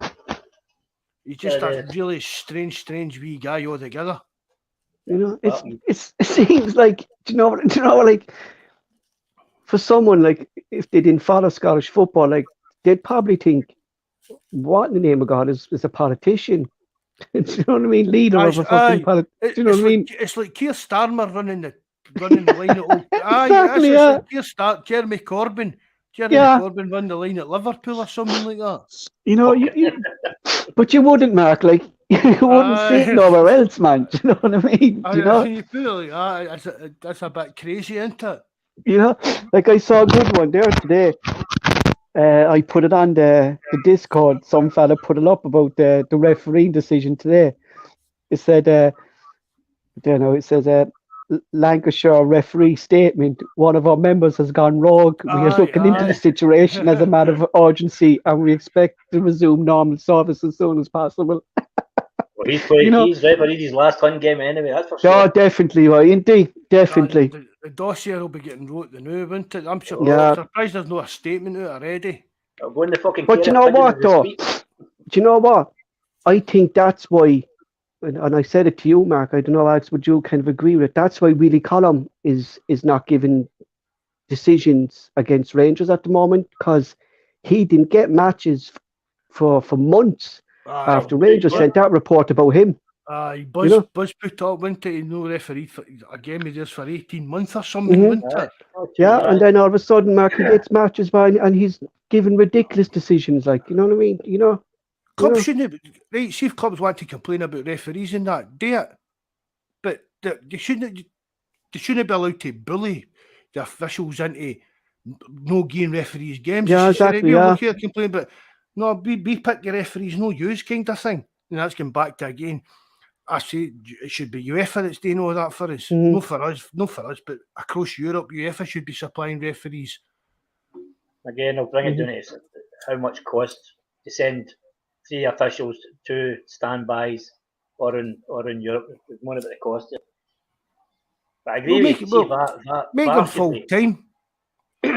Well, put it this way, Alec, right? Celtic paid the most money into the Scottish game to pay for VAR. Yep. So 22,000, Mark, want this? Aye, so whatever. Just even UEFA, there must be costs involved, the referees and all that. So let UEFA take it out and then work it out. Like, right, England, we want X amount of millions off of you a year for providing you with referees. Right, Scotland, we only want £1 million a year off of you. We'll provide you with all your refereeing, whatever. And you do it like that. The bigger clubs pay more money. Yeah, I agree with you. 100%. I agree with you. Where we are situated in the middle of the Lancaster Association, there was a guy, I don't know if anybody's watched, I watched it some nights before I go to work, The Chase. There was an official, a UEFA official, a Scottish guy, to Glasgow. And they asked him, Bradley Walsh asked him, he says, what side are you in the Glasgow side, are you the green or the blue? He says, I can't tell you that. I know. He says, my bosses wouldn't be too happy. That's in live TV, or no live TV, but that's in TV, and that's him telling you. You know what side he's on. Because see if he was the green side, he'd have no problem saying, "No, I'm a Celtic supporter." He'd have no problem saying it. It's only that fucking mob that can't come out and say what they're. Oh, I don't know. Is that fair? See that fair? Them that look into all the kind of singing and all that at the European games. There's a boy from Glasgow involved with him. There's a guy from Glasgow that's involved with him, and he's married to some famous Scottish woman lawyer or something. There's something tied in with that. So maybe it was something to do with that he doesn't. He's not allowed to. I mean, there's a daft crackpot, that state aid guy on Twitter. He said it was an ugly bastard, Mark. Trust me, it was one of them. No, it'd be one of them then. Aye, definitely. The size of his nose, I can tell. But William's saying there as well. But that's the thing as well. There's no referees really for like up the north of Scotland. There's none for our Edinburgh way. There's none for down the borders way or nothing. They all seem to come for this central belt. 15 miles circumference for Hamilton. Aye. So it is. You can find them. Obviously, that Douglas Ross, he's in the north, but he's ingratiated himself into that side of things. It should be. It should be even that would even be fairer if they were bringing in referees for the north, up north and stuff like that, Alec, wouldn't it? I would say so. I mean, because it's like they obviously then you're going up there and it's like, oh, the boys for Aberdeen and it's all, oh, what school did they go to? That old chestnut, but at least it would even things up a bit. I mean, you go to Aberdeen, you meet a lot of people that hate Rangers, but you meet a lot of people that hate Celtic. You meet a lot of people that hate both of them. Yeah, they'll probably ask them then, how did they march first, or you know? But that's what I mean. That's a killer question, Paul. So, you might be for Aberdeen, but which school did they go to? If it started with a Saint something, that's him right away. Aye, one of us. Do you know what I mean? But it's all favourite. How old's your granny? Aye, but it's just something that's. Years ago, it was although people said the biasness and that was a lot worse back in the days, but maybe I'm a Mandela effect or something like that. But referees back in the day, Alec, they weren't off for this neck of the woods, weren't they? No. Oh no, they were all the place. So they were. Aye, there was probably a lot fairer back then, kind of thing. I can mind there was one. I can't even mind his name, but I can mind a guy and he was for Dundee. I just mind a ref and he was for Dundee. When was the last time you saw a ref for Dundee doing a Celtic or Rangers game or something like that? Jeez, man, yeah. Do you know what I mean? They're always for about this neck of the woods. That information must be available somewhere. They must be able to track that down and find out, just to show the bias of how many people that are no Celtic minded in that referees association. It must be 90+%. Can you imagine in Spain or Italy or something like that? Can you imagine like that Kalina, mind the big baldy guy? Can you imagine him saying, I've supported Juventus all my days and that, blah blah blah. I want to referee a Juventus game for my last game. Mind that McLean, mind that referee, him that was retiring and actually asked if he could referee a Rangers game for his last game. I mean, that's crazy behaviour that actually in any professional sport, that would be just a complete no-no. Yeah. I don't know how you resolve it, because as long as you're marking your own homework, you're never going to get a bad mark, and that's what they're doing. They choose who they are. It seems to be, from looking at from here, like not living in Scotland, it looks like that the referees association is untouchable. Yeah. You know that because they don't answer to anybody. Yeah. Quite within. They don't answer. Mark says don't answer to anybody, and after the game, they don't need to give an explanation. That's what I mean, Alec. You don't need to come out and explain why they came to that decision. And I said a few weeks ago in the podcast and that I'm not looking for the referee to come out and get interrogated after the game, but he should be able to. He should be coming out and explaining himself to the press. I don't know why they went straight the last time, because they were going to make them do it. And Well, that carry on at Dundee United game, wasn't it? It was Aye. that Dougie. The basically calling everybody else liars, and they were the ones that was caught out lying. Aye, and then one of the linesmen came out and said it was one of the linesmen that actually opened his mouth and stuck them in for it. Aye. Jesus. But no, see the VAR. I hate to go back to this, but every VAR session must be recorded. It has to be recorded. It has to be on a database somewhere. So The transcripts of that maybe be released. one a DVD, one a hard drive somewhere. I don't know if you get access to that through a freedom of information or no, because it's public. It's public knowledge. It should be open to the public. Why they deem it necessary to be a closed shop is beyond me. That's a good point. It should be open. It should be available to the public. Who's that smoking? I hear that every night. I'm driving down the road. That light. That's going. me. That's me. But their vans are parked on. But they have vans parked on the road or something there. Was that all just there? No, that was right enough. Was that right enough? It was in the van. Aye. The van was parked at the side of the road, and someone took a picture of it saying "bar fucking." No, I'm sure that was real, Paul. But see the thing about it, Paul, VAR doesn't. We could hire somebody. Exactly. But Anywhere that's what in the world. Mappy is saying. We need employers, not ex-referees, to be doing VAR. Aye. Do you know, like they don't have to be in Scotland, Mark, do they? Ex-players, he's saying. Mm-hmm. But I'll tell you now. See a VAR. I'd go for like a VAR panel. I would maybe go with like an ex-ref, an ex-player, and I don't know, somebody maybe even like a like respected kind of commentator or journalist or something like that, maybe just to have their 2 pennies worth in on it kind of thing. But it shouldn't. Again, it's just another closed shop. We could hire anybody in the world. We could hire the best referee in Russia to sit and do our VAR every game, because all they need to do is look at stuff on a monitor. Yeah. They don't need to be. They don't need to be there in person. I think they'll find an ex-referee in Russia to be hard to find out, because he's probably called up the juicy, but You know what I mean? maybe some other country. I'm just using that as an anyway. I know. We couldn't go to Australia because obviously it'd be bigoted and. Oh Christ, they'd be holy war, Mark, wouldn't they? That's what Ange would be on the phone to him, selling him kangaroos and that stuff. Yeah, they'd be holy war. They'd be holy war. You know, all I want is somebody that's honest. That's all I look for. An honest person. Aye. 2 penalties get awarded against Celtic in a game where there were penalties.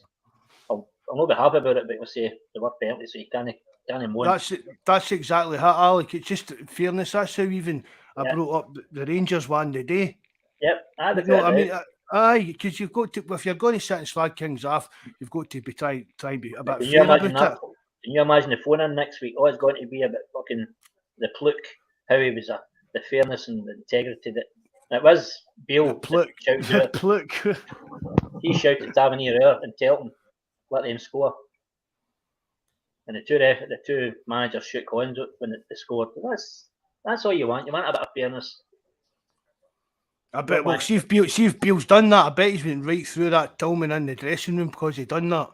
Oh, aye, because he's made him look like a prick, haven't he? Oh, they said it because it was on their some fella post on Twitter what they were saying on their pages that Beale showed weakness today, that he's not capable of being a Rangers manager. He showed weakness today in Patrick Thistle's score. Weakness, you know. Oh, God. Again, that's the mentality, Paul. It's ridiculous. Like, you know what I mean? Like, that is weakness. Sportsmanship is there. Like, do you know what I mean? Aye. You know, it never went away. Do you know? They don't understand integrity and sportsmanship. Yeah. That's the problem with them. They don't understand it. You know, they're even questioning, like, if it's Python, another one. Staunchness. They're even questioning, are we publishing the right reports that we've 50 million in the bank, and how do we have 50 million in the bank? You know what I mean? Because the club was run properly. Do you know what I mean? You know, we're not. They see nothing wrong trying to sell shares to get revenue into their club. They see nothing wrong with that. Like that's desperate. Like it's desperate times. I You know? Paul, but you listen to them. They're going to be spending 30 million in the summer again on players, and they couldn't fucking buy a box of tea bags. Mm-hmm. They could. Like, can you imagine that game? What was that share issue the other day? £1 million. £1 million, Mark. Yeah. I mean, there again, they're on this UEFA watch list. It's to break even, Mark. To break even. They don't even have £1 million to break even till the end of the season. That's Mark. what I was going to say, Paul. And that's only the new. We've still got another 3 months of the season to go. Mm-hmm. And that one of these things under that new UEFA rules was to stop all this kind of dodgy kind of dealings. And I say to you, Paul, I don't know. See, the way the press is going now, is there something going to come down the tube in a wee bit, maybe beginning April, that they're going to get turned down for their European licence because of their finances? I think so, Mark, because UEFA don't want teams breaking even. Do you know what I mean? They want to see clubs have stability in their bank accounts. You know, they don't want clubs every year breaking even.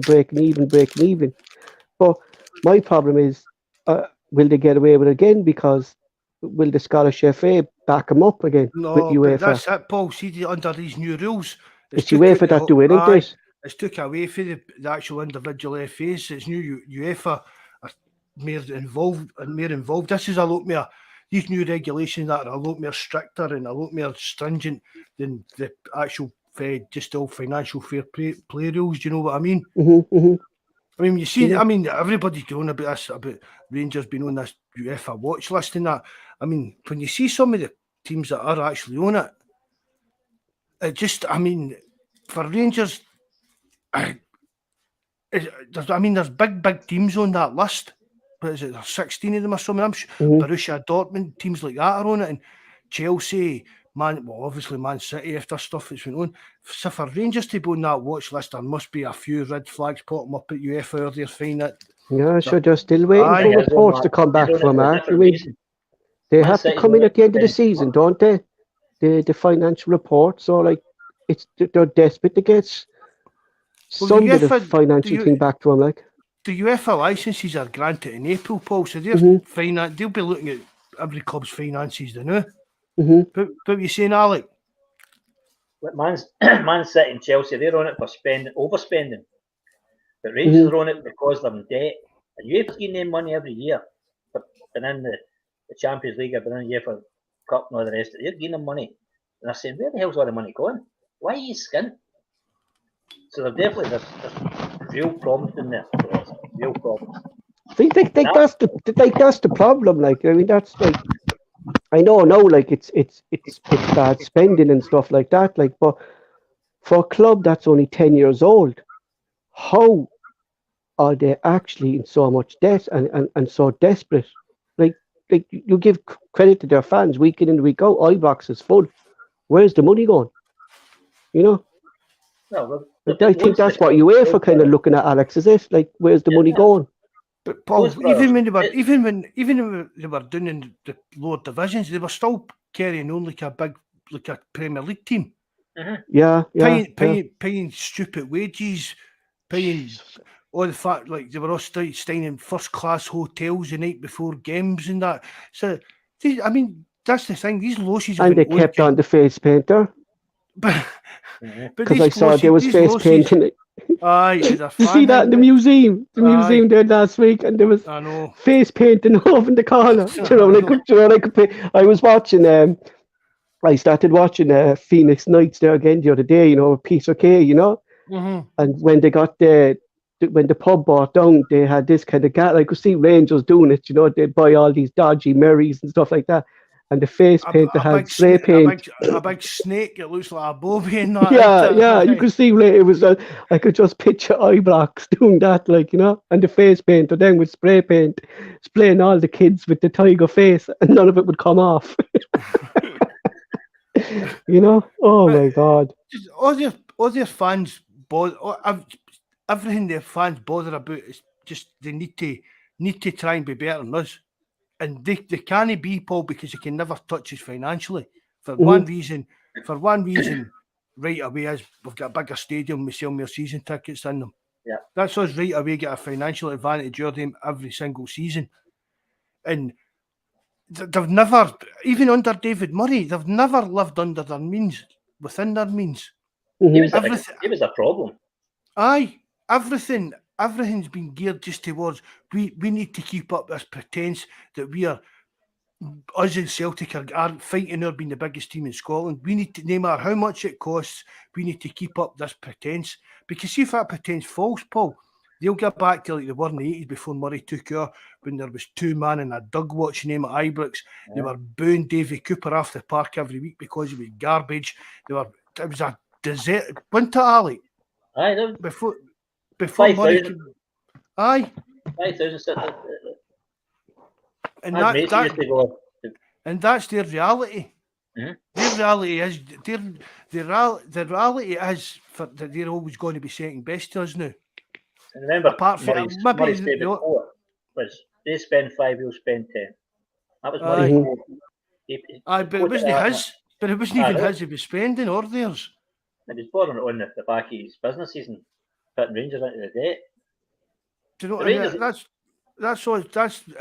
Until they realise that this is just always going to keep going on along like that, and when they do realise that they're always going to be second best, they'll maybe win the league every few years, once in a blue moon, whatever you want to call it. But they'll never ever be the dominant force in Scottish football ever again, ever, unless something crazy like a Saudi guy or something like that comes in and buys them.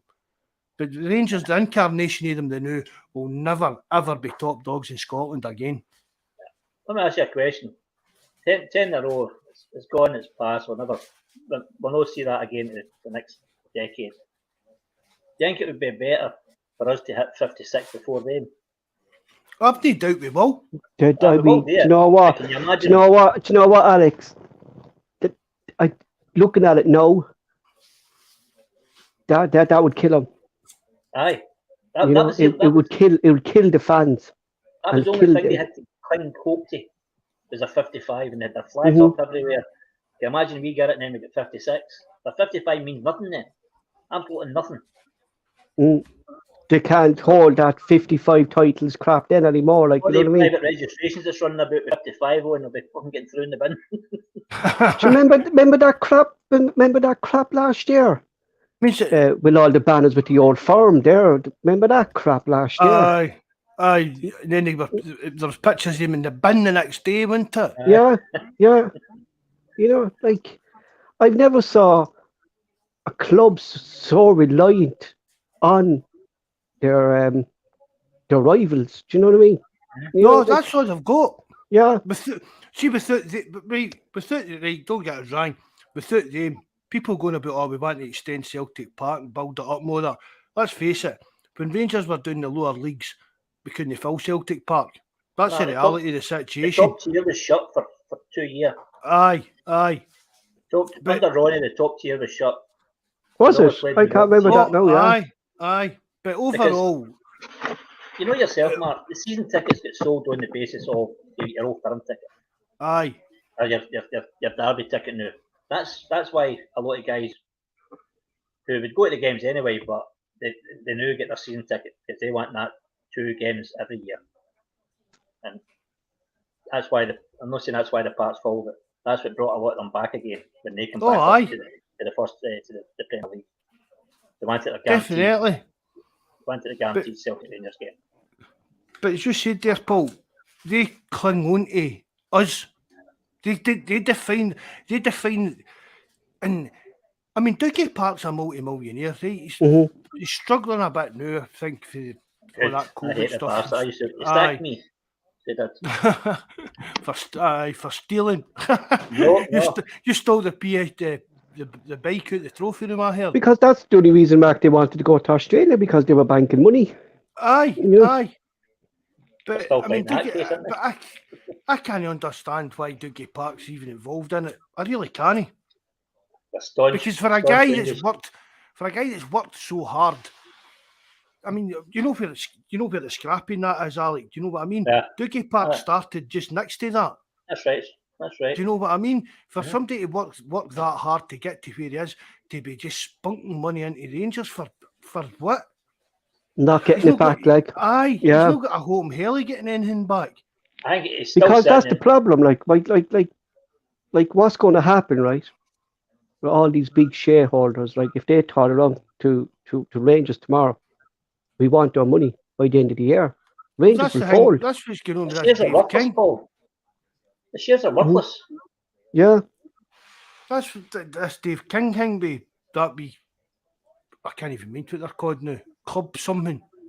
Mm-hmm. But I he's club wanting. 1882 or something, 1892. Aye, he's wanting to sell shares, but he's wanting them to sell. He's wanting them to get the control, but they've not got the money to get them, and all this palaver.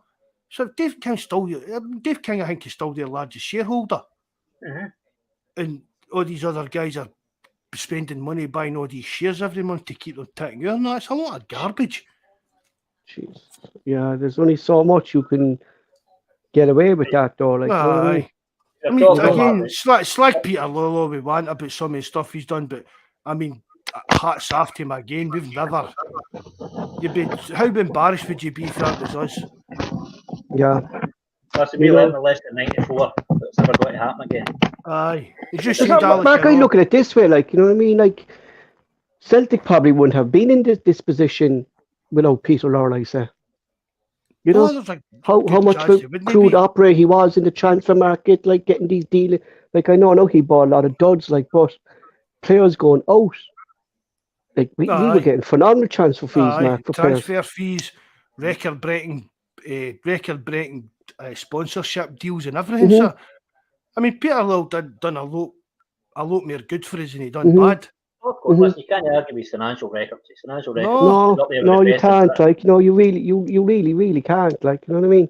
If he kept his nose out the flipper side there. That was his downfall, Alex. Do you know what I mean? That was his downfall. Like, was it the fella Park, Mark, at the time left, and instead of taking someone on, like he said, I can do this job myself. It was that kind of winter. There was no like real football input into it. The managers wasn't even much of a choice in who he was signing or nothing. And that's what I like about Nicholson and the board now. They're keeping away from that. Like, they're letting Ange run the football side of the club. You hear how Ange talks about Nicholson. He calls him Michael's doing this and doing that. He's away doing this. Ange trusts Nicholson to do it. He's his job, and Nicholson trusts Ange to do his job. And that's why the two of them, at the moment, are very successful. Because I honestly think, and I said it to Mark as well, Alex, that if Peter Lorre was still there, I don't think Ange would be at Celtic. You know, I wouldn't think we would have gotten these players.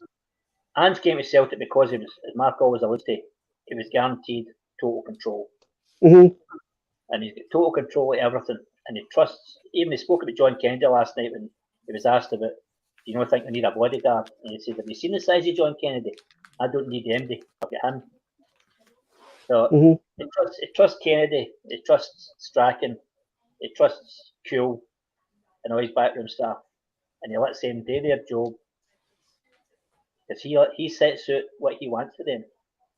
And I think he'd be quite unhappy if he doesn't get what he wants. So you can imagine Ange just like kind of standing in his office at Lennoxtown, just looking there. Everything is just like, this is all right. This is my kingdom. This is my empire. As I said in the forum, Paul, is he going to get that at Everton? No. Is he going to get that at Leeds? Do you know what I mean? So, Mark, you look at the fella there. Southampton sacked their manager Nathan Jones after 14 games. 14 games. You know, Jesse March was sacked within a year. Do you know what I mean? They'll be a lot richer, no doubt about it, but it's the damage it's done to their career. Exactly. Do you know what I mean? Is that Nathan Jones going to get another? He's never get another Premier League job, Mark. He'd be back down the lower divisions now with Luton again and stuff like that, you know? Aye. That's the thing.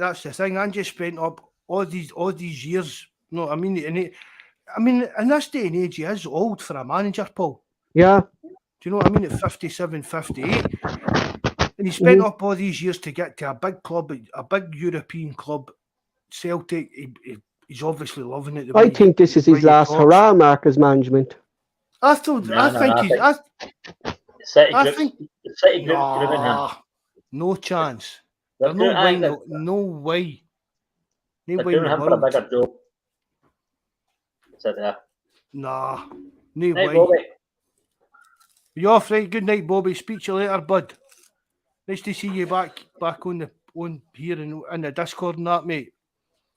Nah, I can't see no way. No, not at his age.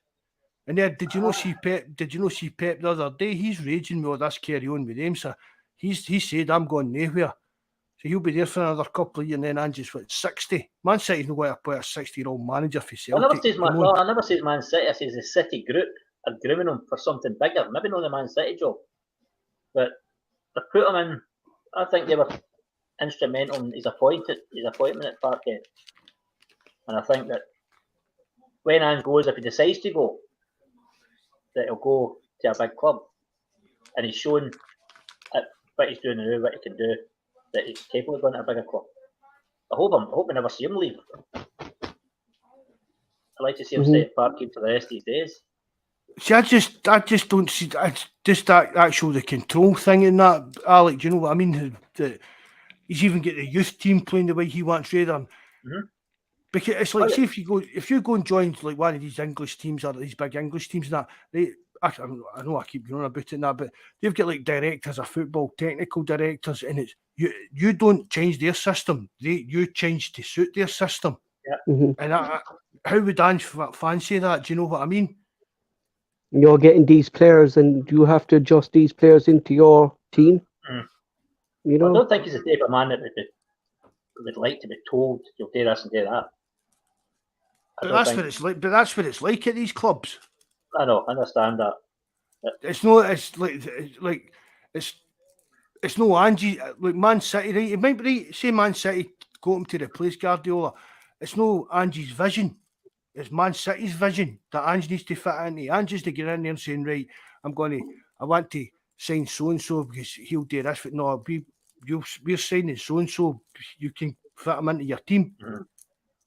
And then we keep saying him just 10 games, 6 games for the sack every week down there, kind of thing. That's true, I don't know how his family's settled here. I know his kids at the school here, and if they're all happy, I think he'll be happy. Aye, and see, with all that stuff was going on through the week, and that with the link to Leeds and that, I looked up something, and they were talking about like it was from months ago, right enough, and said that he was due to sign like a long-term contract with Celtic. He's actually in words were, "I'll be here as long as Celtic want me." Yeah, and that's a good. That's, do you know what I mean? That's a good thing. Sure, he's going to be linked to Southampton job now in the morning. Do you know what I mean? He probably will be. That's where the trust comes in. How come Beale's not getting linked to these jobs? He's shite.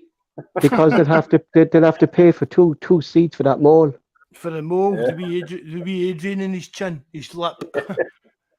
It's as if, see when you go back to when Ange came in and the way the press treated him, it was like a kind of joke figure and stuff like that. Yep. And now, it's as if they're trying to stop like brown nosing him and trying to big him up at the same time, but they're trying to big him up to kind of, I'm not saying force him out, but just to even unsettle stuff. Do you know what I mean? Yeah, I don't want to talk about in a good light. I just want to talk about to get rid of him. This is what I'm thinking as well. Just what Will is saying there. Sorry, Alex. I think this will be his last managerial job. I think this is his last. He wanted to prove himself outside the kind of South Asian leagues and Australian leagues, Mark, and he wanted to come to Europe. And I think that this was his chance. Do you know what I mean? Aye. I think it would need to be something really, really, really massive. Like you said, like what you said last week, Mark. Could you see Ange going to Aberdeen or Motherwell or someone like that? No, it was a special club that he was looking for, and Celtic was that. As he said, he saw that he had a project there. When he spoke to Celtic, there was a project there, and he wanted. I mean, I think we could have Ange for 4 or 5 years. You know, really do, and I think he'd go back to Australia. You know. You know, would he have another crack at international football? Because he got that job when he was relatively young in his Aye. career. He Aye. did international football. You know. I think our next 2 campaigns in Europe could be decisive in what he does for his rest of his career. Mhm. I think that's his goal now, is to. What I said there, Alex, to Mark last week, like with this current Celtic team, like I don't see, like, there should be no reason why Celtic should get a good run in the Europa League, and if we drop down to the Conference League, win the Conference League. You know, with this bunch of players. The bunch of players are good. I think his system will get found out in Europe again. I agree with that, Alec. But you maybe think, though, do you think, though, was that one of the reasons he signed Iwata? Was for Europe? Maybe play 2 like he did. Remember, Mark, we were seeing he was trying it out in pre-season. Aye.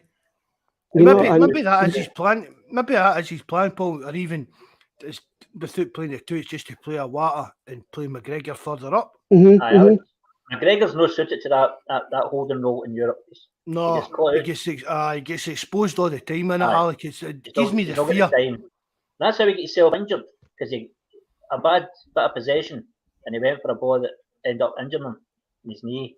And I would be more comfortable seeing him 1 up in the system. But again, Ange's maybe that stubborn way out. He could maybe go 3-5-2 or a 4-4-3 and change his system, but he's never got to do that. And even at that, but why sign Iwata then? Because the wee guy himself came out the other day, didn't he, Paul? He was like, my game's breaking up the play, getting into tackles. That's him, Mark. Yeah, he was the last player and signed. So I think it might be the plan that Iwata's going to eventually take over that role in the team. I mean, because you look, it's really the only weakness, Mark, really, like in that team. Aye, yeah, and it is only, formation, it is only where players stand at the start of the game, kind of thing. So it maybe be that Iwata, maybe when you look at the team on the screen, McGregor still looks as if he's doing that role, but it'll be Iwata that's actually doing it. Do you know what I mean? I don't see why he's brought somebody in like that, Paul. But for what we've read about him, he seems ideal. Just a question for both of you, though. Like, do you think McGregor has the legs to go into an O'Reilly's role or Hayata's role? Do you think he has the legs for that? Oh, aye. He's still got a couple of good years pace on him. But I think, see if Celtic wrap the league up earlier this year, I think we'll see Iwata taking that position. And I think there'll be quite a few changes. But your man, you call him the Kobayashi. Kobayashi. I think as much as Starfelt and Vickers' great partnership, Kobayashi offers the left-footed side on that side. With him, Taylor, and Jota or Ivanovic in front of them, all left-footed, all good on the ball. I think they could be stronger on the left-hand side, or as strong as what they're on the right-hand side. And I think that's a few changes that he'll bring in. Is Ralston still out, Mark? I think he's still injured, Paul. Ralston. Yeah. Jesus, man. I think he's back full training, but I think I'm sure he's training. There was pictures of him on Twitter, I'm sure, training. Well, he has a fight. Right he has a fight in his hands to get into that starting lineup, Mark, with how brilliant Johnson has been since he came to the club. No, that's Johnson's. Yeah, it's his to lose, isn't it? Aye. One thing that Ralston does that Johnson doesn't do, you call him JJ, very rarely done it, but Ralston does it all the time, gets to the byline. He put in a few decent crosses yesterday, Ali. Is that? He put in a few decent crosses yesterday, Johnson.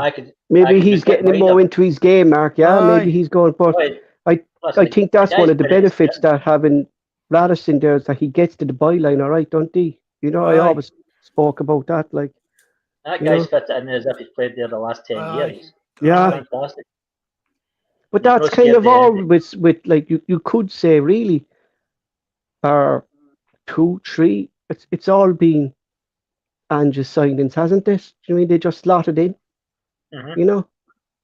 Aye, some of them. Yeah, bar 3, I suppose.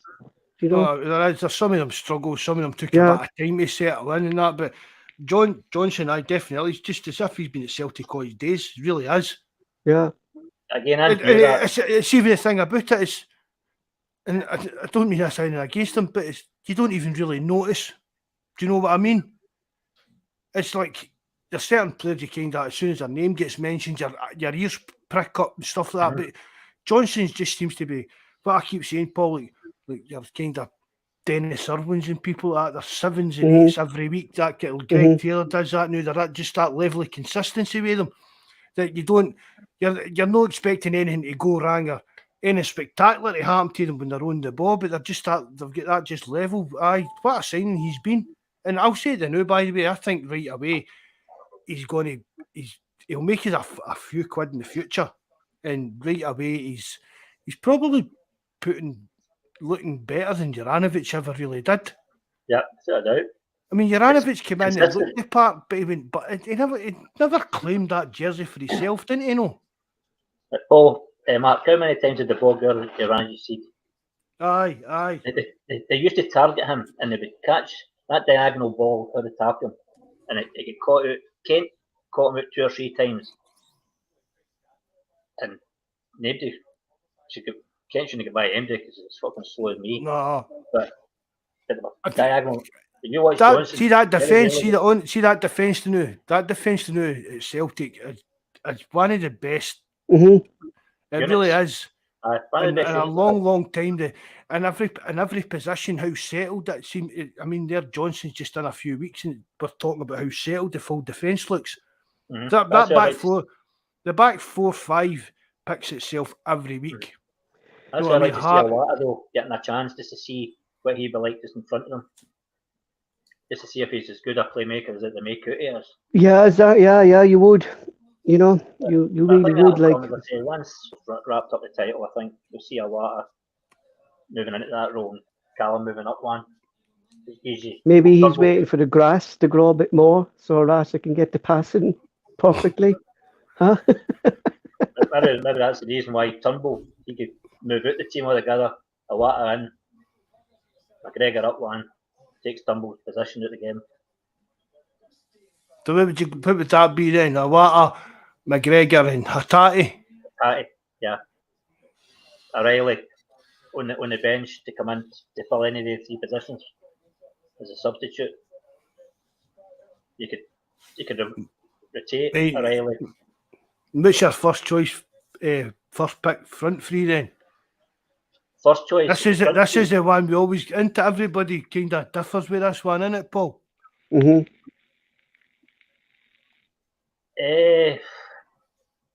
Right, on forum the now, albeit his conversion rate still Kyle he's the middle. Aye, it's got to be Who do you switch in the wings? Some nights Abada looks unstoppable, other nights uninterested. So Maeda, I'd Maeda starting every game, and a toss up between Jota, Askabanovic, and Abada on the bench. See, I've said that all the time, didn't I? Paul, it's the 2 wing positions that seem to be the ones that nobody's claiming for their own as such.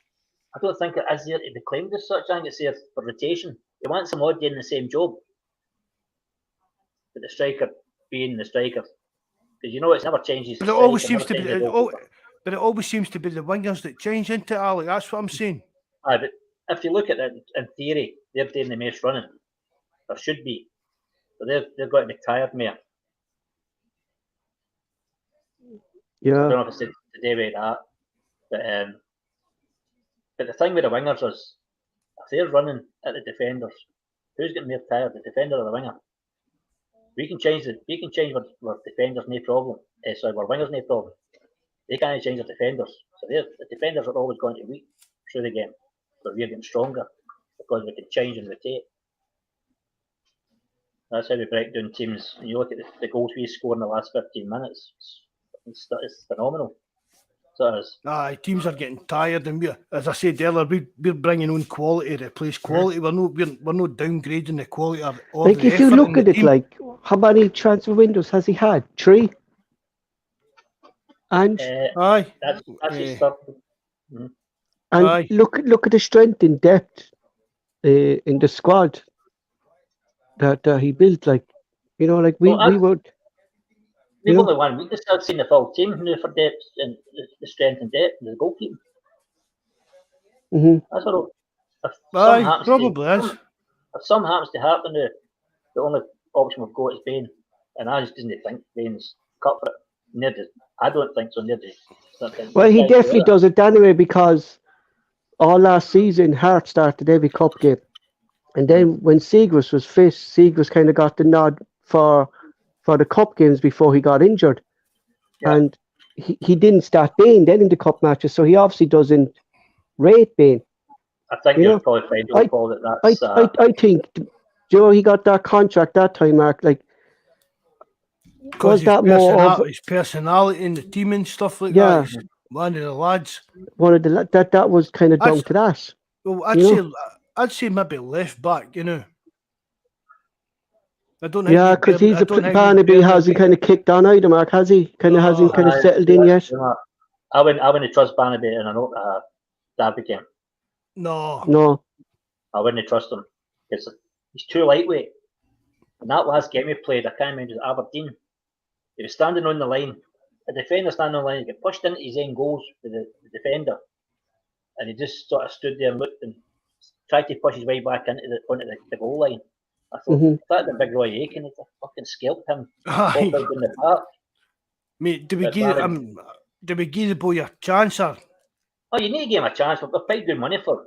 Aye. But Mark, it's like what you said, Mark. Some of these players kind of take that little bit time to settle in, like, you know what I mean? He's only a young boy, Paul. Next season, Mark, he might settle in, like, you know what I mean? Well, imagine you having to go and move away to another country and that kind of age, and I don't even think he talks English, does he? Nah. Do you know what I mean? So it's obviously you've got to cut him a bit of slack for that kind of thing, but I think that penalty decision, I think that's still. Paul, I think that plays in his mind. Yeah, and it would do, Mark. Do you know what I mean? Because these guys like that was ridiculous. A young boy, you probably felt he'd let everybody down, think, I'm coming on here in front of all these people, big fans, was cheering me on, and then I gave away a penalty. And you've got to think he is only still a young lad. Maybe Andrew's protecting him. Possibly. And just maybe it's just an investment, Paul, that is going to be here. Because let's not be kidding, he wouldn't have been playing if Taylor was fit. That was the main point about it. Taylor was injured, so people he was flung in there because Taylor was injured. So maybe Ange didn't think he was ready, but he had no other option in there. So maybe that's why he played him. Maybe it's one of the kind of slow burner ones that we'll just let him get him in settled, and maybe this time next year he'll be flying. Do you know what I mean? Because we saw that, Mark, with players last season under Ange. They needed that full season to get up their fitness, because we were dropping like flies last season with injuries. Last season we'd have sold Taylor for $1 million. We'd have took $1 million for Taylor, maybe Ralston would have quite happily keyed him away in a free just to get him off the wage bill. Yeah, and So, look, they're two of our most important players. No, like you could say Taylor, definitely. Anyway, do you know what I mean? You know. No nonsense defending, and Taylor's work rate is phenomenal. The running that boy does. Yeah, see that was why I always stuck up for him, Alec. Even with everybody, Pellis, just because he never stopped. He gave everything he had. He went off. Definitely, Mark. You seen him getting off after every game, and you knew he'd maybe made a wee mistake here or there, or lost his man here or there, but he'd left everything on that park every single game. And you wonder why, because he took some abuse after. Exactly. He took some abuse. And now he's the one. And now he's the one creating that space, Mark. but it shows you the character of him as well. To Yeah. know that bother him and come back and put in the performances he has been putting in. Shut your hole, fat boy. You know, they made T-shirts out of that and everything. There's scarves a lot, man. Wait till you see him in the cup final. What he does, I bet he's got one on. He'll have one under his toe. That would be funny, wouldn't it? Yeah. But you know what? It just shows what players see Morales at now. You know, a fat slump. You know what I mean? You know, if players are calling, shut your mouth, fat boy. You know what I mean? Aye. You know, and you could see it clearly, like shut your mouth, fat boy. You didn't need lip read for that one. just one of pure Neddy things to see in the world, to innit? Oh, fat boy. Look, true what Will is saying here about Barnaby, Mark, there, he might need a full pre-season on the Ange. You know? Aye, maybe. Aye. You know? I think the boy's got the talent. They just need to nurture him through it and get his confidence up and see how he goes. Aye, I think he was more one like a project kind of signing. I don't think he was ever meant to be like even challenging Taylor for a first team spot. I think. I mean, what was it? 3.5 million. We're not going to get surely under Ange, but exactly, Mark. Yeah, I'm going to go and spend 3.5 million on somebody that's a pure dud. I mean, kind of more of a project signing, really, Mark. Maybe as a case, right, we'll sign him the new. Maybe if he stayed where he was, it was going to cost 7 million for him next year. Do you know what I mean? Maybe it was that kind of signing. But we'll see how it goes with him. As I said, he's only a young guy, so just can't write people off or make mistakes when they're that age. Exactly. Before we go, Celtic have Aberdeen at home on the 18th of former Celtic midfielder Barry Robson, now interim manager of Aberdeen, returns to Celtic Park. It is 2 wins out of 2 so far for him, beating St Mirren 3-1 and Motherwell 3-1. I don't care how bad Aberdeen are or thing, Mark. They're always a tough team for Celtic. You know, it's always a tough game. You know, and he seems to be, I don't know, getting things right at the moment for Aberdeen, Mark, Barry Robson. Well, 2 wins out of 2, so you can't argue with that, can you? And he'll have them fired up. You know what kind of player he was, so you can imagine what he's like as a manager. He'll have them pumped up for it, and it's always Aberdeen's always one of the kind of dodgy games you're never 100% sure of, because you're never actually sure of what version of Aberdeen's going to turn up. Exactly, that's it. And that's the thing. All over the years, no matter who's their manager, that's always been the thing. You know what I mean? I've seen Celtic lose to Aberdeen, getting outplayed with Aberdeen for full games, but I've seen them beating them 9-0 or 9-1 or something like that. And it's just Aberdeen. I've said this. I've talked to Mike about this the other day. It's like, see, when the fixtures comes out, right, the first ones obviously you pop out as the derby games, but they take care of themselves. See, for me, it's Hearts and Hibs. They're the banana skins for Celtic for me. You don't worry about the derby games. They take care of themselves. These are the games that you can slip up with if Aberdeen turn up, because no matter what year, even when Aberdeen were getting relegated and stuff like that, they still had a decent team that were capable of turning up on the day and beating teams. I know that sounds a bit silly, but that was what it was like back in the days. Oh yeah, they've always been dangerous, but there's one thing going in their favour next week.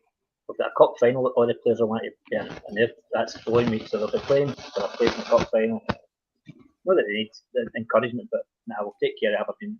Aye, but plus at Celtic Park, that's what I was going to say, Mark. It's at home, more confident with that. But again, we still need to turn up. We still need to beat them. Oh, aye. It will be an easy game. Do you know what I mean? Play with fit, will win. And that's it. Aberdeen, their no club in Scotland has got the fitness to keep up with us for 90 minutes. So if it's one bad result, that seems to be that. Our bench seems to be our strength. Do you know what I mean? That 5 subs now, Paul, makes that. Yeah, exactly. Yeah. Like we have. It's half your the team. Bench, exactly, Mark. Yeah, you know, we have the strength to do that. Like, it's like they were saying, right? Goalkeeper, no matter what, it's Joe Hart. back four picks itself. So they're 5. But they never So change. we can aye, that's what I'm saying. Callum McGregor. So there's another one. So every other one of the positions on that park can get changed during a game. Mhm. You know what I mean? Yeah. As it's half a team basically can change. And You always finish the game stronger, if the same or stronger, if no stronger. Finishing the game. And aye, that's, but we're not bringing on players just to. Oh, we'll give him a run out, just kill time. It's always players, as I said earlier on, they're always as good as or better than who they're replacing. Do you think so? Like that's why we kind of don't see players, Mark, coming out. Like, well, we obviously know G Marcus came out, like, but there was reasons kind of why he didn't came out. But like other players like that, they know they're going to get these 30, 40 minutes of game time during the match. You know, that they will get their game time, and that's why there's kind of no disharmony within the squad.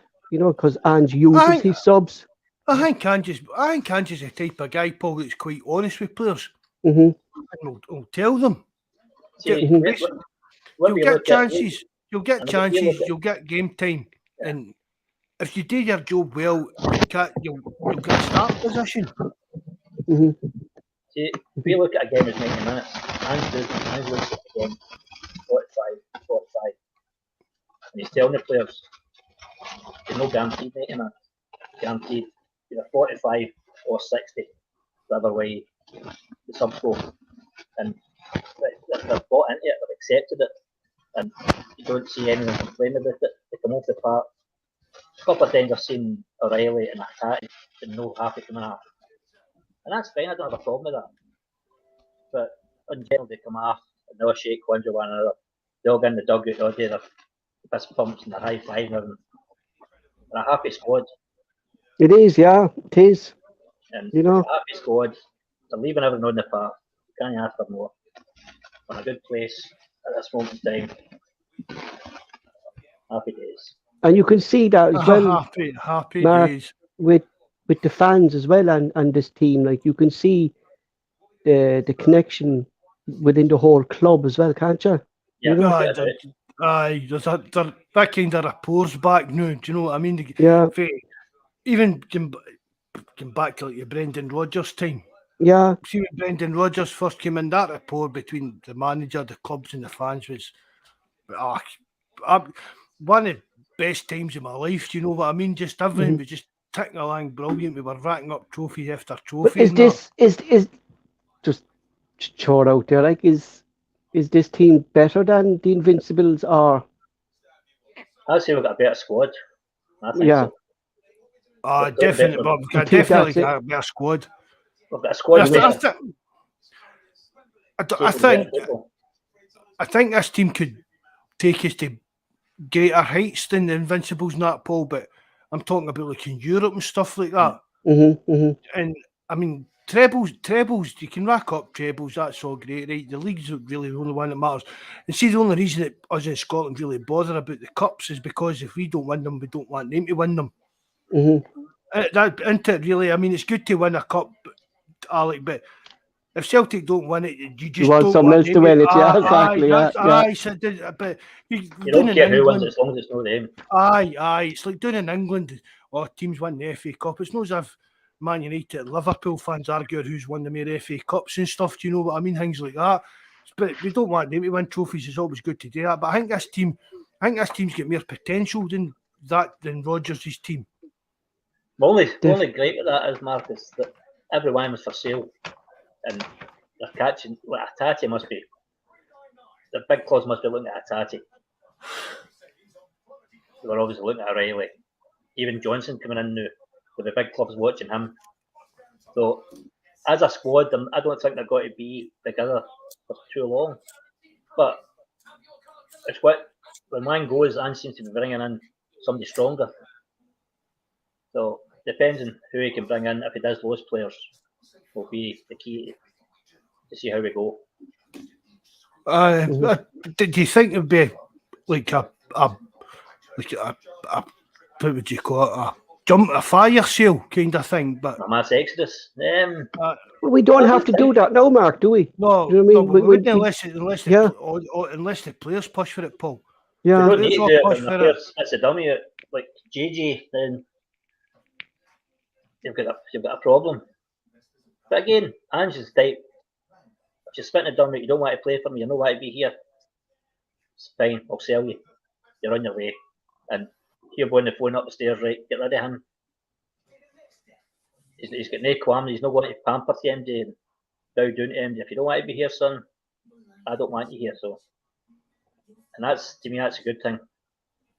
And you have, as you said there, that as well. But you've got to trust the process because, I mean, we made money in the January window.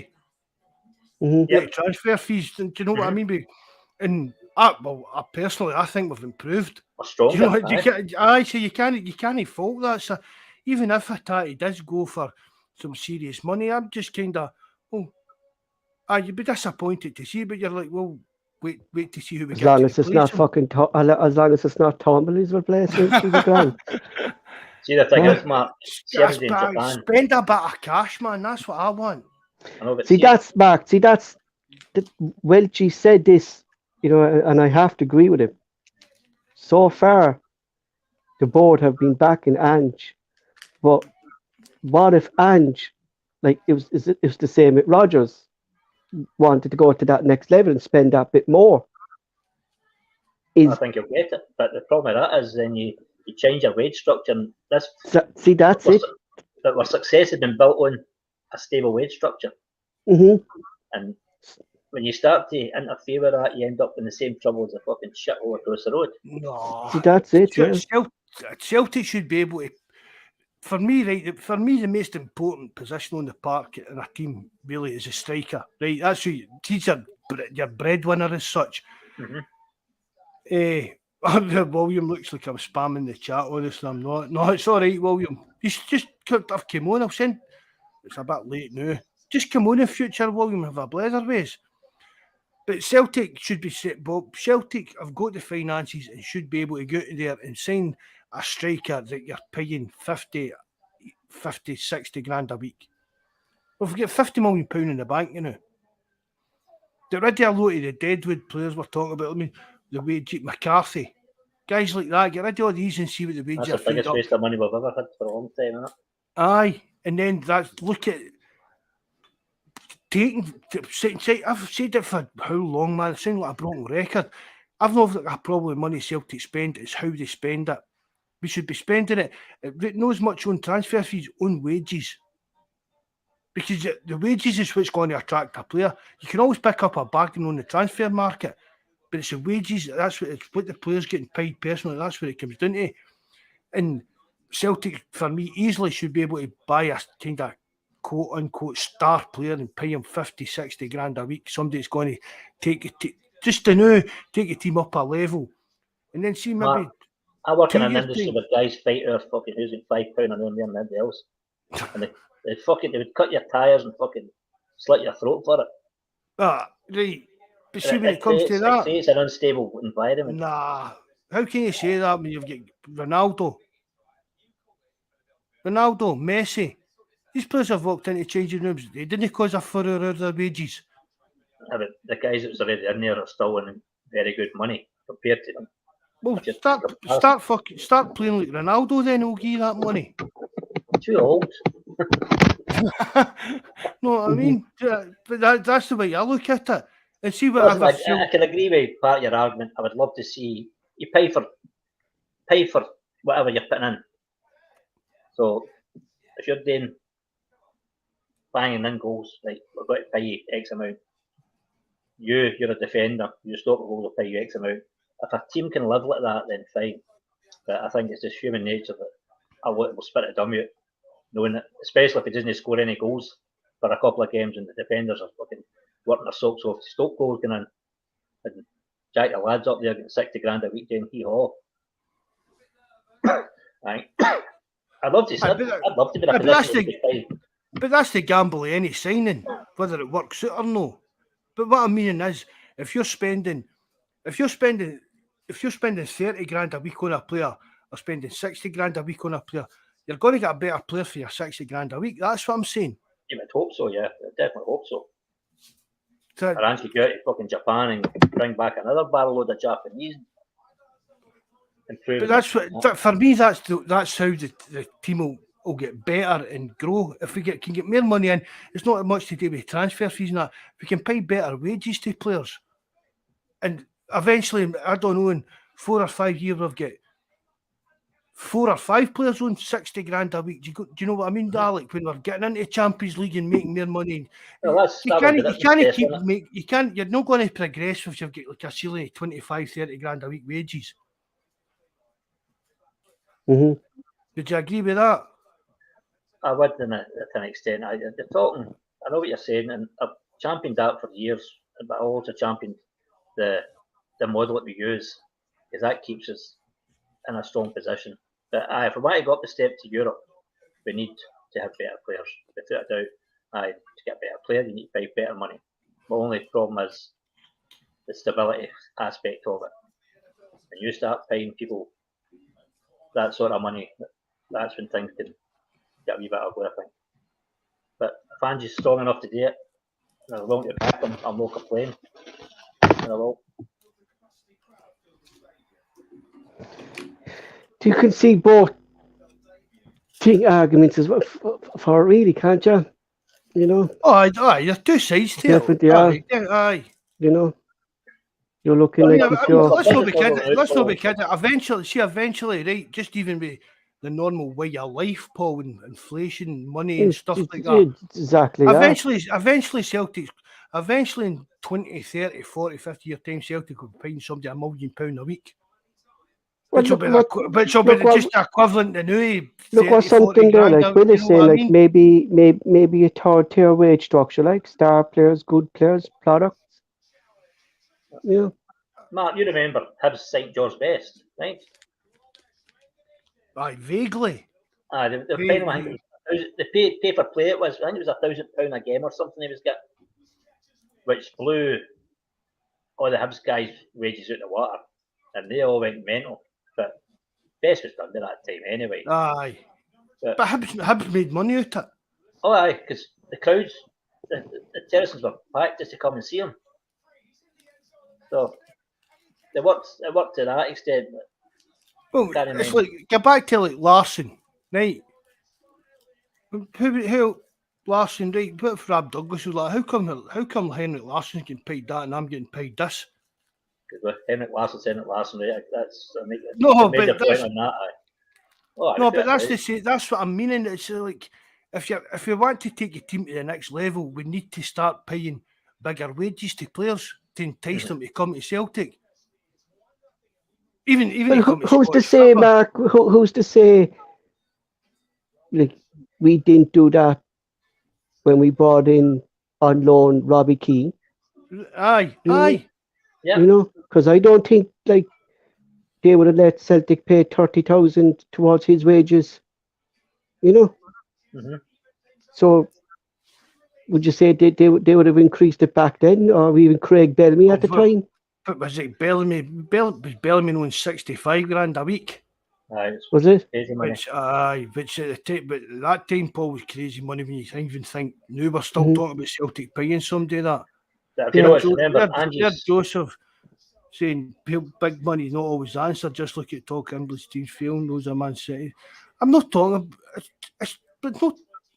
I'm not talking about us risking our full entire budget on signing Ronaldo at £100 million a week or something like that.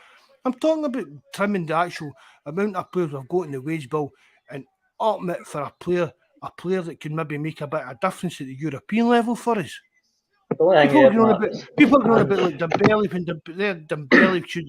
It was never going to happen, but a player like Dembele, right? That maybe have come back. Would you have paid him 50 grand a week to come back to Celtic?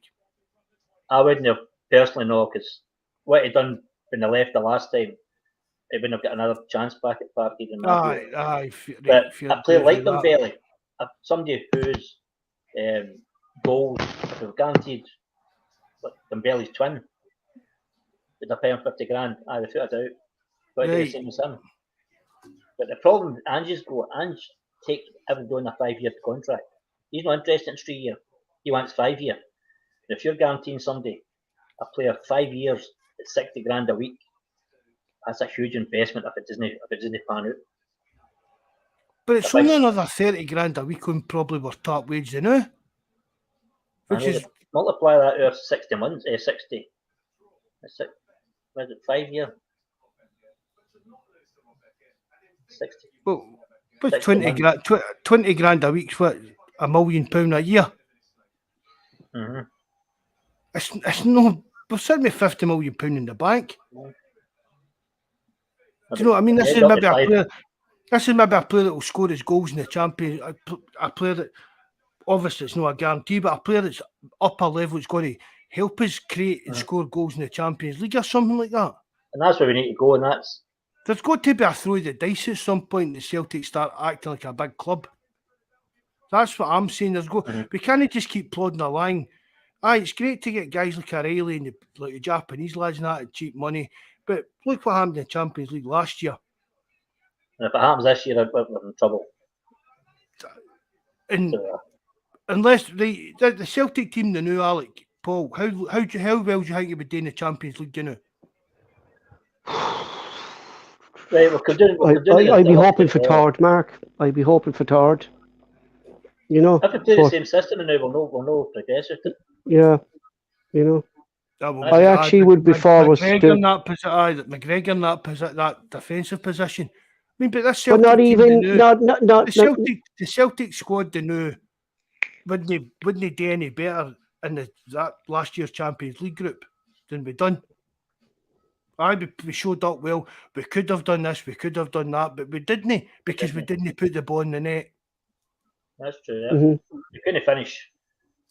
And that's where maybe a 50 grand a week, a 60 grand a week striker would make a difference. And then all of a sudden, you get to the next round there, and his wages for the next 5 years covered.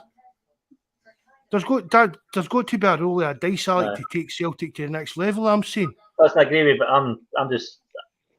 But maybe Mark, this is maybe what we have to do, like with the Ghent club, is keep qualifying for the Champions League and gradually build up the wage bill and bring in these players gradually. Aye. I'm not saying go out in the summer and start signing X and Y for. Right, we'll give you 50 grand a week, we'll give you 45, we'll give you 50. I'm talking about gradually, but go out and get somebody that's got to be somebody that a wee bit special. Do you know, a wee bit different, something that's giving you that wee kind of different spark in your team. We need a John Hartson type, Hartson Sutton type, big in the air, strong, good in the feet as well. We need somebody like that in that team who could take a ball and a cross balls in any direction and convert them. That's what I'd like to see. I don't know who's out there that we can go. That big Nordic boy that Chelsea signed for billions or whatever it was, and went to Paul. Who was it? He came for. Who's that? That Murdoch. Played against us. Wasn't it? Yeah. I'd have loved us to, and obviously it wasn't going to happen. But what a player he was, I thought. Listen, there's plenty of them out there. It's just a case of getting out and finding them. But they're there. Mark Lowell's his man. I mean, he's got all these contacts in that area of the world, so. Definitely. I suppose we let it there, lads, for tonight. Alex, thanks very much for joining us there tonight. Much appreciated. Thanks for having me. Enjoyable. Thanks. Did you notice? Yeah. Thanks to all you guys in the live chat, and Northampton, the new subscriber, for joining us. Will Smith for joining us. Jabber as usual, and Bobby, of course, as always, on the live chat. Mark will close the show. Right, thanks very much, Paul. And you, Alec, brilliant. Thanks for coming on again, mate. Everybody that joins us, I hope you enjoyed it. Remember to hit the like button. Everything for forum and everything's in the description box below. That's it, isn't it? Hail, hail, good night, and God bless. Good night.